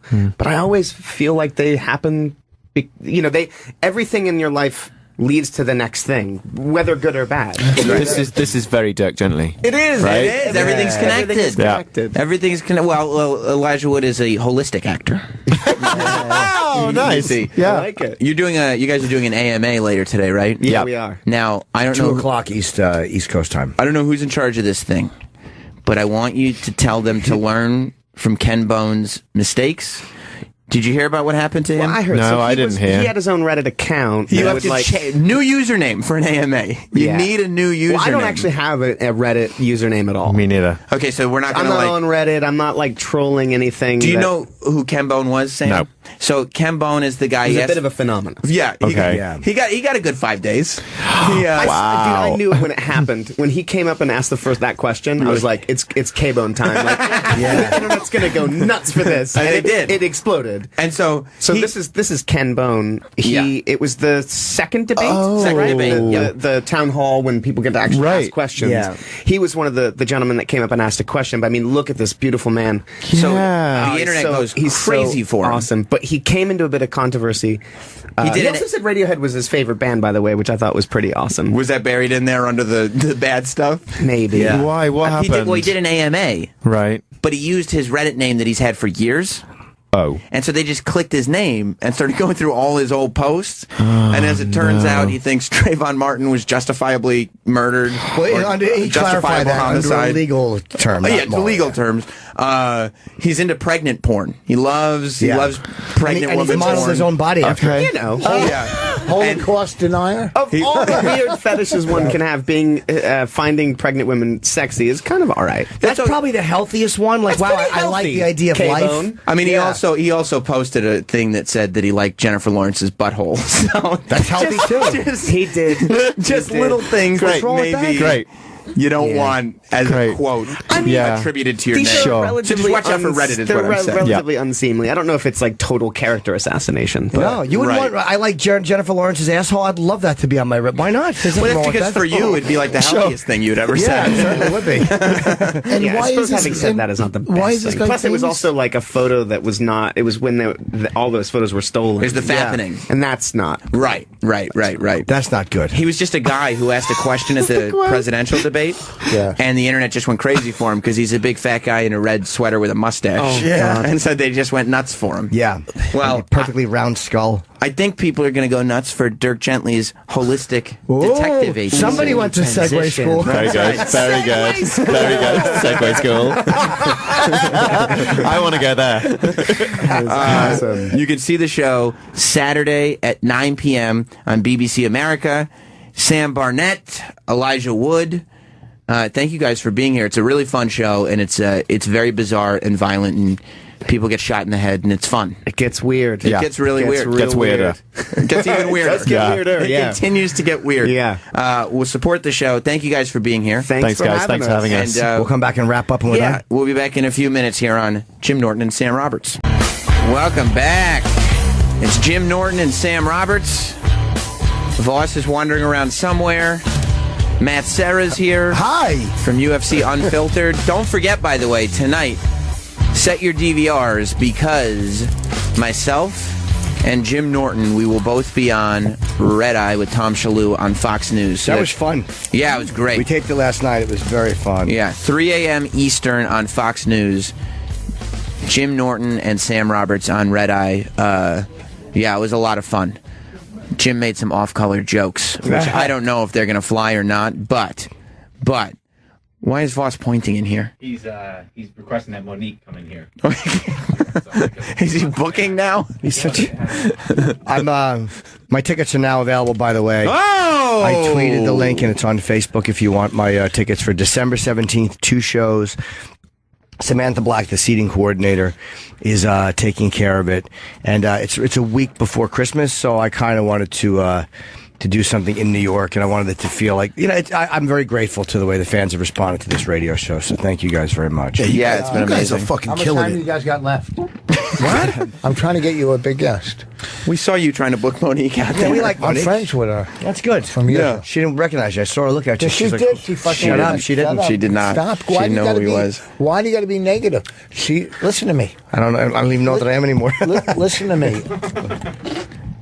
Somebody say something? Yeah. Listen, buy my pre-order my CD, Rich Voss 5 on Why are you iTunes, commanding Amazon. people to do it? Exactly. I'm saying, please. You hear me You say, didn't, please? you didn't say, listen, buy my CD. Yeah, you Under really my are. breath, I said, please. You're like my wife. You don't hear what I say under my breath. I just got a text from Dex the barber for thanking me for the shout out. So There it is. You're welcome, Dex. Yeah, but you don't go to him for business Fuck anymore. no, but I just gave him a barber's lounge in East Meadow. I don't know barbers. I don't go to to Dex. hairstylists Go to anymore. Dex the barber. Hey, Steve in Cleveland Yes. has a question. Steve, welcome to Jim Norton and Sam Roberts. Steve, you there? He's been waiting on hold for an hour and a half. I hope he fell asleep and is just missing it. Hello. now. Steve, you there? Oh, is Monique coming in here? Bring her in. All right. Look at this. You have to stand up, Rich. She's gonna sit. He's being a gentleman. Look at that. Oh, Monique. Oh, look at this. Oh, it's a love fest. She does. Hey, how are you, man? She knows Rich Voss. Oh, how's everything? Matt Serra. I've been a big fan of yours for a long time. Oh, I appreciate my mic's fucked. Matt Serra getting some love. Yeah. They all know that. Monique and Voss. Look Rich, at we're on the selfish radio. Hi, Voss. Monique. You want to come on the radio? I just wanted to come see my brother. Look at that. Rich is selfish. That's great. Look at how Rich selfish is standing he's having a being. conversation. Understand, baby. This is over 25 years right here. We was kids doing this together. Take care. Rich is look. Take By care, the big way, man. My brother. Rich will just nice. he has no integrity, does he? None whatsoever. He's standing having a conversation. Gives up doing the radio show to talk to somebody else in the room because she's been nominated for an Oscar. No, she got an Oscar. And second of all, I've known her for as long as I've known Norton. It's cool. It's really helped you a lot, hasn't it? What's that? Just as much as you have. Shut up. Exactly. Yeah, The bodyguard was nice. Yeah. that's because he liked you. Of course, I threw that in there because my thing got unplugged. No, I don't know if and you heard me. Monique came in And she said, "How's your new CD 5 doing on iTunes?" I said, "Well, it's pre-order Why now." would you why would you go in the hallway and try to get Monique to come in and just talk to her like away from the mic? You stood 5 feet away from the microphone, just catching up. You could have just said, "Hey, Monique, sit down for a second." Yeah, you know why? You know what? You're selfish. No, you are no, a selfish person. I forgot how to book radio shows. I was good at it one time when I got somebody else to come in here. I don't know who it was. Oh, I got Christy Alley. But she was Christy Alley, I hope you die in a fire. Do you really? In a fire? Yes. Is that how you hope? You're talking about Kirstie Alley? Yes. No, Christy. Is that a different person? He likes Kirsty's auction house. Fool. Whatever, I'm not good with names. Anyhow, she was in a rush. Yeah, but she wasn't in a because she was in the studio for a minute. Exactly. Yeah. By the way, does she not understand that we're bigger than any show she's going to do right now? 100%. Well, you are? Besides maybe Sway. But yes. She did Sway already. Right. Oh, so I'm saying that she's going to do right now. Yeah, what's she doing now? Stern. No. Get the fuck out of here. It's Friday. She's pre-taping. Yeah. Voiceover. I'll bet she is. I don't know what she's doing. I'm not her booker. I just want to say all you had to do was but be like, apparently you got her booked in here for 10 seconds for your own little podcast in the corner. Exactly. You got to. I recorded that hug. You got her booked for yourself. I saw an old friend. She wanted to say hi. No, you didn't. Hi outside. You tried to get her in here. I didn't know. You said you were trying to book a big guest for the show. I lied. No, you didn't lie. You got selfish when she came in. Yeah, you did. You just wanted a hug from somebody who won an Oscar. Exactly. You wanted. Why? I've had a lot of hugs from Oscar winners. No, you haven't. You haven't. I have. I wish you had a hug from Robin Williams' belt. How many ways do you want a person to die? Anyway. Negative. No, here's what happened. She came in, and it's like one of your famous ex-friends is acknowledging you. So you were like, okay, I'm not going to make... Whoa, not ex-friend, a friend. She hasn't seen you in 25 years. That doesn't make her an ex-friend. Yes, it does. It does. Exactly. You guys are fucking in stereo, you jackasses. If I haven't seen him in 15 years, he's still my friend. I just I'm fighting your friend now when you're next to me. I'm glad we cleared that up. That's what I'm saying. She's not your friend. If she remembers you when she was being polite, she would have called you. Exactly. She had 25 years to call you. She thinks this is your radio show. She would have sat down with you on this radio show. She's like, no, I'm just coming to say hi. Exactly. She's going to do a small shit. He's probably going to do Jenny Hutt. Her publisher should be fired. Here's what happened. Get on Jenny Hutt. I need to do her too. Just say hello to her. I know. Here's what happened though. Voss did not want to make any requests because he knew it's a famous person who remembers me, and if I start asking her to do stuff, we she did might... a lot of stuff together. Like well, what? Not this radio show. What have you done in the last 25 years together? You did a fucking one-nighter probably in Connecticut one time. No, we did TV together. What TV did you do? What TV? HBO Snaps. HBO Snaps. That's terrible. That was a good show. Shut up. When was the last time HBO Snaps was on? It was canceled second episode. That's unfortunate. I knew I recognized stuff from somewhere. HBO Snaps? No, absolutely not. She was in The Mom in Precious. Yeah, she got her box eaten. Oh, Precious! I never saw that shit. She got her fucking box eaten by Gabrielle Sidubi. However you say Did she really get a box eaten? Yeah, it was hot. Was it hot? It was the one sexy You thought it was part. hot? Could we put that on air? That daughter's crying. Yeah, no, she made her daughter go down on her. It wasn't hot. It wasn't very hot. Wait, that's in Precious? Yeah. Yeah, give mommy a lick or whatever she said. It was so hot. She was a freak. It was so hot. Oh, I don't remember that. It was not hot. Yeah, it was great. Even though and that's I'm not attracted Precious? to her. It's in Precious. She made her lick her cooter. Precious is mentally, sexually, and physically abused. Yep. Yeah, I didn't watch that. Get a box it's lick. definitely not on my list. That was based on a true story, wasn't it? No. Why do you ruin everything? I'm asking. I'm just asking. Are we going right to it? I mean, I'm sure she was amazing in this. Monique was a fucking amazing. Yeah, well, I'd love to tell her about it, except Selfish told her she could leave. Yeah, exactly. Hey, next time you have a fucking 3-minute huddle in a corner with her in 25 years, can you tell her we liked her in this? So she gets Precious to lick a box. God, she was so good. No. Is that what happened? Yeah, that's right. That's right, Matt Sutter. Can I just watch that right now? This is so many years ago, though? I don't want to get How many years ago was it? Yeah. All right. I'm not looking for whack-off material, but you're not going to get it. You know what? I don't think we Says you. I don't think we should be talking about Monique's projects anymore since you refused to do the show. Not for nothing. She came in, I'm not, John, I don't want to attack you because I just met you. She came in, she gave you a hug, and she got the fuck out of here like it was some bad smelling shit in here. This is a fucking... Their careers. This is... No, yeah, you're right. We don't all have CDs that we can pre-order on iTunes today. I know. With a V on it. I know. All you gotta do now is get a fucking CD player. And fucking, I don't. You don't have one in your car? Oh yeah, actually I can do that. I'm gonna do that. You got me on that. Yeah. Look at this though. What's going on? Can we get to the point where she's fucking box eating? You want to see that? I want to see. I thought you're fucking with me. Let me see. You want to see that box No, get eat that eaten? box. Eat that puss. I haven't seen Precious in anything recently. What's her name? She did American Horror did Story. American Horror Gabriella's- Story. Oh, okay. Gabriella Sidibe. Sidibe. Sidibe? Sidibe. Yeah, it's a hard last name to say. She's a good actress. She was in... Somebody puts in Precious oral sex. Yeah, put that. Put Precious comedy. I don't want to see it. Yeah. She's You don't want to see it? Monique was No, you so can see good. it. It's not something It's your friend. That's why you don't want to see it. Well, it's just an uncomfortable thing. Did you watch Precious? It's only a movie. I watched it. It's only a fucking movie though. I was on the set She when they were chases filming. her up. What's Who that? are you? Chases Because your her friend up. invited you. I did punch up. Oh, I see. Yeah, they were actually supposed to be a abuse scene, and Voss goes, "Why don't you let her eat your pussy?" And I'm like, all right, that'd be funny. That'd be funny. I did punch up. Oh man. Oh man. Well, as long as it's not based on a true story, you can That have was fun hot. with That's it. a hot scene. First of all, to tell you the truth, I was very uncomfortable. I'm not a hugger. And, Oh yeah, that's right. You are don't you like to be not a touched. Oh, You don't like to you be one of touched. those? Oh, you got a guy that doesn't like to be touched or anything? Why? Yeah, just see, it's No, really, it's come on, gross. see? It's like you feel his warm, cold, clammy. Man, he may like Wait it. till the He may temperature like runs. it if you grab his arm. No, I'm not No. gonna Give touch us it. stuff like that, Get man. He up. doesn't mind. It's gross. I don't know. Nobody I wants to be. Come don't know. on, I don't buddy. know who he blew for crack back in the day. No offense. Come on. No offense. I threw no offense in there. Come on. No, Voss has a really weird. He's a bit of Asperger's, and he was molested, so he's I over was 2 with never the touch. molested. Oh, he was definitely No, molested. I was a good-looking kid. You got Asperger's? No, I don't got Yes, nothing, you do. man. I Yeah, got you do. nothing. Oh I my got God. nothing, sorry. Now our knees just clashed. Now it's weird. I know. Yeah, Voss hates being touched. He does. No, I'm not I gonna don't touch mean you. touch. I don't like Shut up. hugging. You're not a hugger. You don't like being okay. touched at all, though, do you? Nah, I'm a man, I hugger. don't Like when no, when Norton puts his hands on you and stuff, you don't like that. He loves it.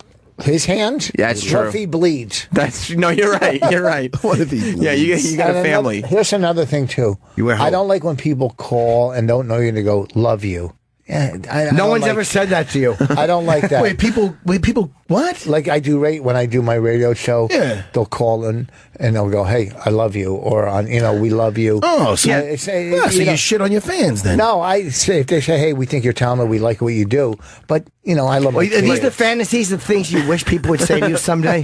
No, Jim. The problem is It's they don't weird. know him like we do. Like Voss, I love you. No, you don't, and you shouldn't say that. I love you. No, you don't. You I like loved you me a long time. I You know like- that. Come on, shy boy. He's a shy you boy. guys. I love You you. guys are good friends. I know like I you love guys. you. I will do anything for. Voss, I love you. I hear gay. You No. think that they throw the word love around too easy? Yes, But we don't. He never That's heard it interesting. growing up. He That's never heard it. interesting. You don't think so? No, sometimes. Voss justifiably You know? never heard it growing up. I always think that parents should be loving to their children, and you said that yours weren't, and I immediately understood their point. Right.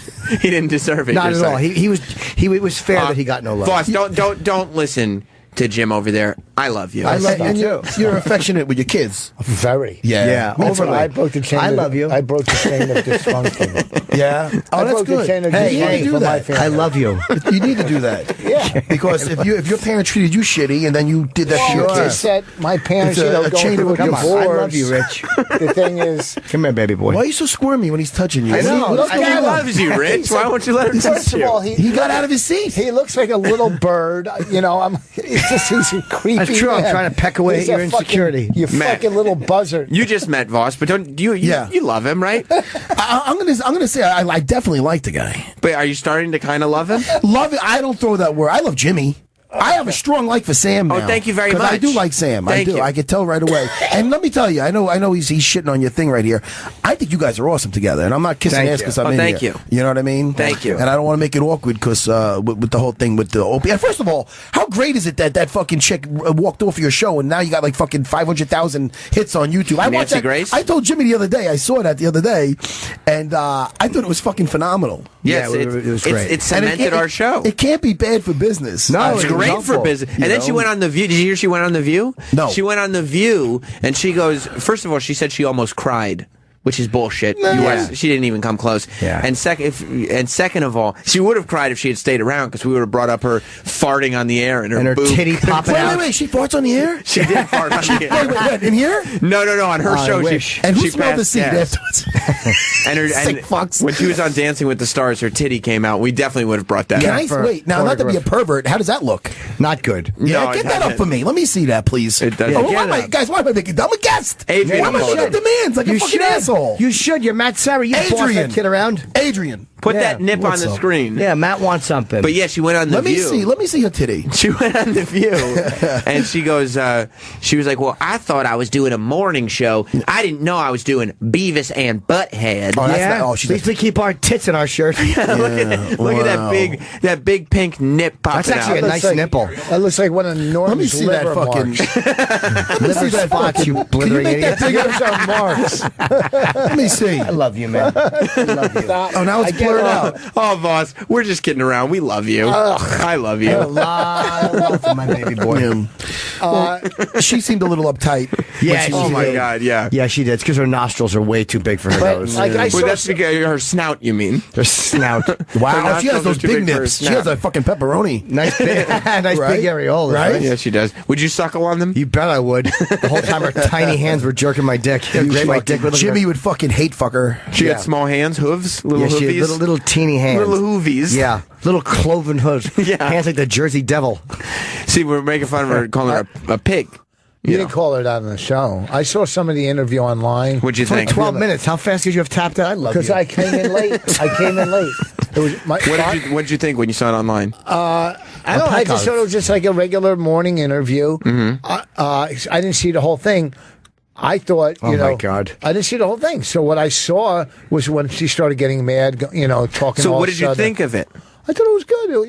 I would have kept He's not her in good his at own- complimenting He other people. can't. No, he's a No, self-centered because ass. yes. We the went thing- all no, over I'm not- everywhere. It was everywhere. Matt Everywhere. Sarah saw it in his free time. No. What I'm saying is, I would have tried to keep her in as long as I can and built, and broke her down. Here's the little. thing. So you think they fucked up, Sam? No, I Jimmy think I and would have complimented, then trashed. Compliment, trash. Here's the thing, because other people have made that suggestion. Oh, did they? And what Okay. I would say to anybody that would suggest that we would do things differently is I would remind them that it's got 500,000 hits on YouTube and went everywhere. Yeah. So we probably didn't do anything so incorrectly. So there's this kid running an obstacle course in his backyard. Shut Oh up my about God! hits. Oh my! What? Please, Travis, replay this. What, the kid? No, The when mess that just came out of his mouth.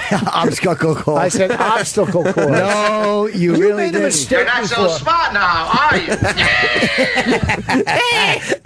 Please replay that. No, I thought what I Shut saw was up. funny. I love you, dude. I It love was you. an obstacle course. It's I all in love good you. fun. I love you. I love you don't a lot. care. I love I'm you. here for one purpose. Love? Coffee. Yes. Nancy, Where is that kid? See and hear Nancy Grace fart. Can I see? Yeah. Before Can we I get, see and hear it? Before we get to Voss's hear the flub, let's hear the fart. Please. I saw them several times during the dance, and they were smiling so big. Well, let's see if the judges can give us something to smile about after this very emotional night. Scores, please. The judges have their scores. Carrie Ann. Smiling so big. Oh, that's it. That's what the fuck like was the that? JonBenet Ramsey 911 tape, trying to go through it and pick up the sound. It was definitely a fart, though. Yeah, absolutely. Oh, I thought it was on Don't her tell this show. bulge in my pants any different. And now let's also. She farts again. Oh, she's a crazy farter. This Okay, chick. let's see. She farts. Not a collection of DVDs of mommy being dragged off the dance floor feet first.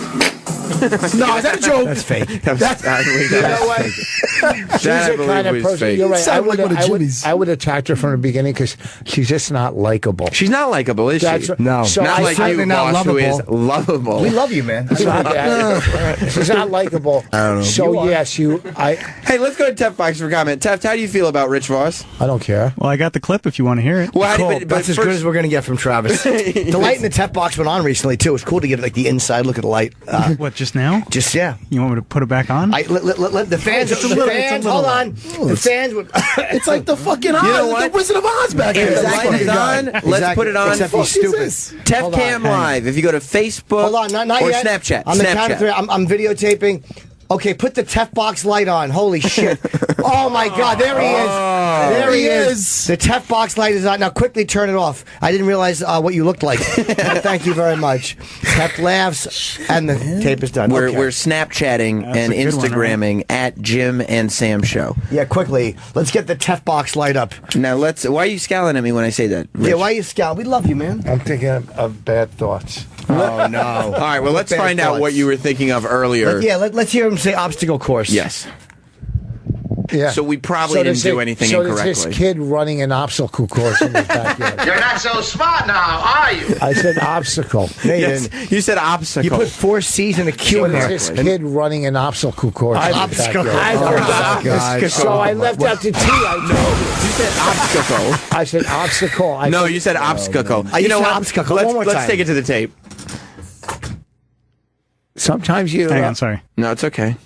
Tefbox has a lot So going on. Probably didn't do anything so incorrectly. there's this kid running an obstacle course in his backyard. Obstacle Shit, this bitch got a dick. Here's the thing about that. Yeah. You're stupid. It's all right. We love you, man. No, Boss, we love you either way. I don't care Look what me in you, the eye. I love you. Stop. Stop. It was so difficult for him. Thank you. Yeah. Hey, D-Bag, let Voss know that you love him. Look at him in the I love you. I love you. It's like monsters are all Yeah. coming at me. Get off of me. D-Bag tugging him. Thank you. He's trying to kiss I him love now. you. His nickname is D-Bag? D-Bag, yeah. He's one of my favorites. D-Bag is? Yeah. Because he loves you. He loves you and you love him. Matt loves you. There might be some mistakes I say on it. There's not one mistake on Rich Voss 5 that That's you can right. pre-order on iTunes. How many? This is your 5th CD? Yeah. If you pre-order, you can pre-order Rich Voss 5 on iTunes right now. It's on Amazon. If you don't have iTunes, get it on Amazon. Go to amazon.richvoss.com and pre-order the CD. But if you've got iTunes, pre-order it today. It's a hilarious CD. It's Voss's finest work, and you'll really, really enjoy it. So pre-order 5 on iTunes. And while you're on iTunes, not to be a dick and try to cut you off when you're plugging your thing for the 5th time since I've been here, which is great. 5th time, it's the 5th time, 5th CD. While you're on the fucking iTunes, you got to download fucking UFC Unfiltered, the official fucking podcast from the UFC. That's right. Twice a week, by the way. Right. This is the best place to promote it because people love fucking Jimmy. Yes. This is you and Jimmy's show. Come on, people, and leave a comment. Why are you yawning during my shit? And I got to hear your fucking CD 20. I was yawning because you. I was yawning because. Okay, thank you. Oh, Voss, I love you. Back off, Matt. Don't let Voss push you around like that. I mean, Matt's fuck. too nice Is a it guy. boring? I got up at 5. I'm sorry. Did you? Yeah. Dude, I was up at every hour on the hour with each kid. Yeah. Okay, You then took I got the on train a fucking. and I drove. You took the train. Don't You let got Voss sleep. distract you. I took the train in with a bunch of fucking yentas in front of me. I don't know what kind of convention was in front of me, but I usually like to get a little shut eye. I put my shades on. Yeah. I got my Walkman on or whatever. All right, so.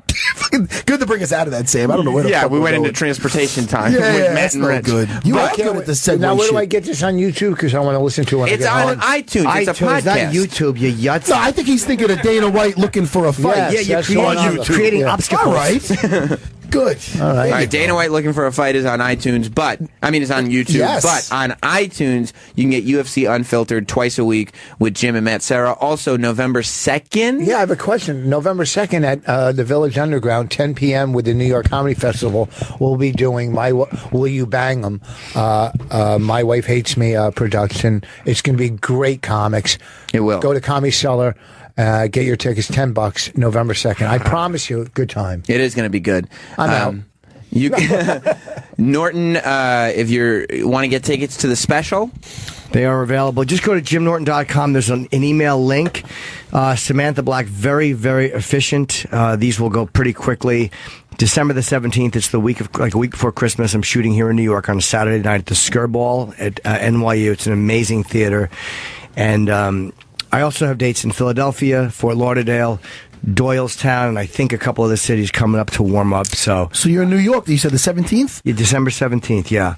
I'm I gonna feel try so to- fucking good about this. I want to go to that show. You're welcome to come. You sure? I got to see if you go. I got to go because Let's if go. his co-host from Unfiltered goes and his co-host from here doesn't go. So it doesn't look good. If my favorite co-host You got two goes, of you his got to come too. And if I was to go, his rest area partner has to go. Which would be you. So what are you doing? It's a Saturday. I'm sure you're off. I love Rich.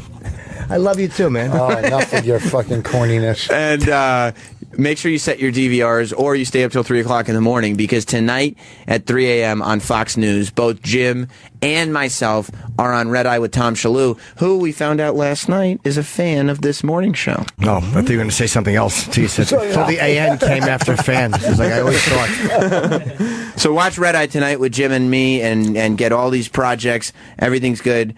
Rich, Matt, thank you guys both for being here. What a blast. This was fun. I'm already inviting myself back. I plan on coming back. Anytime, dude. You called a blast. Awesome, man. I'll see you guys Monday. No, I'm only kidding.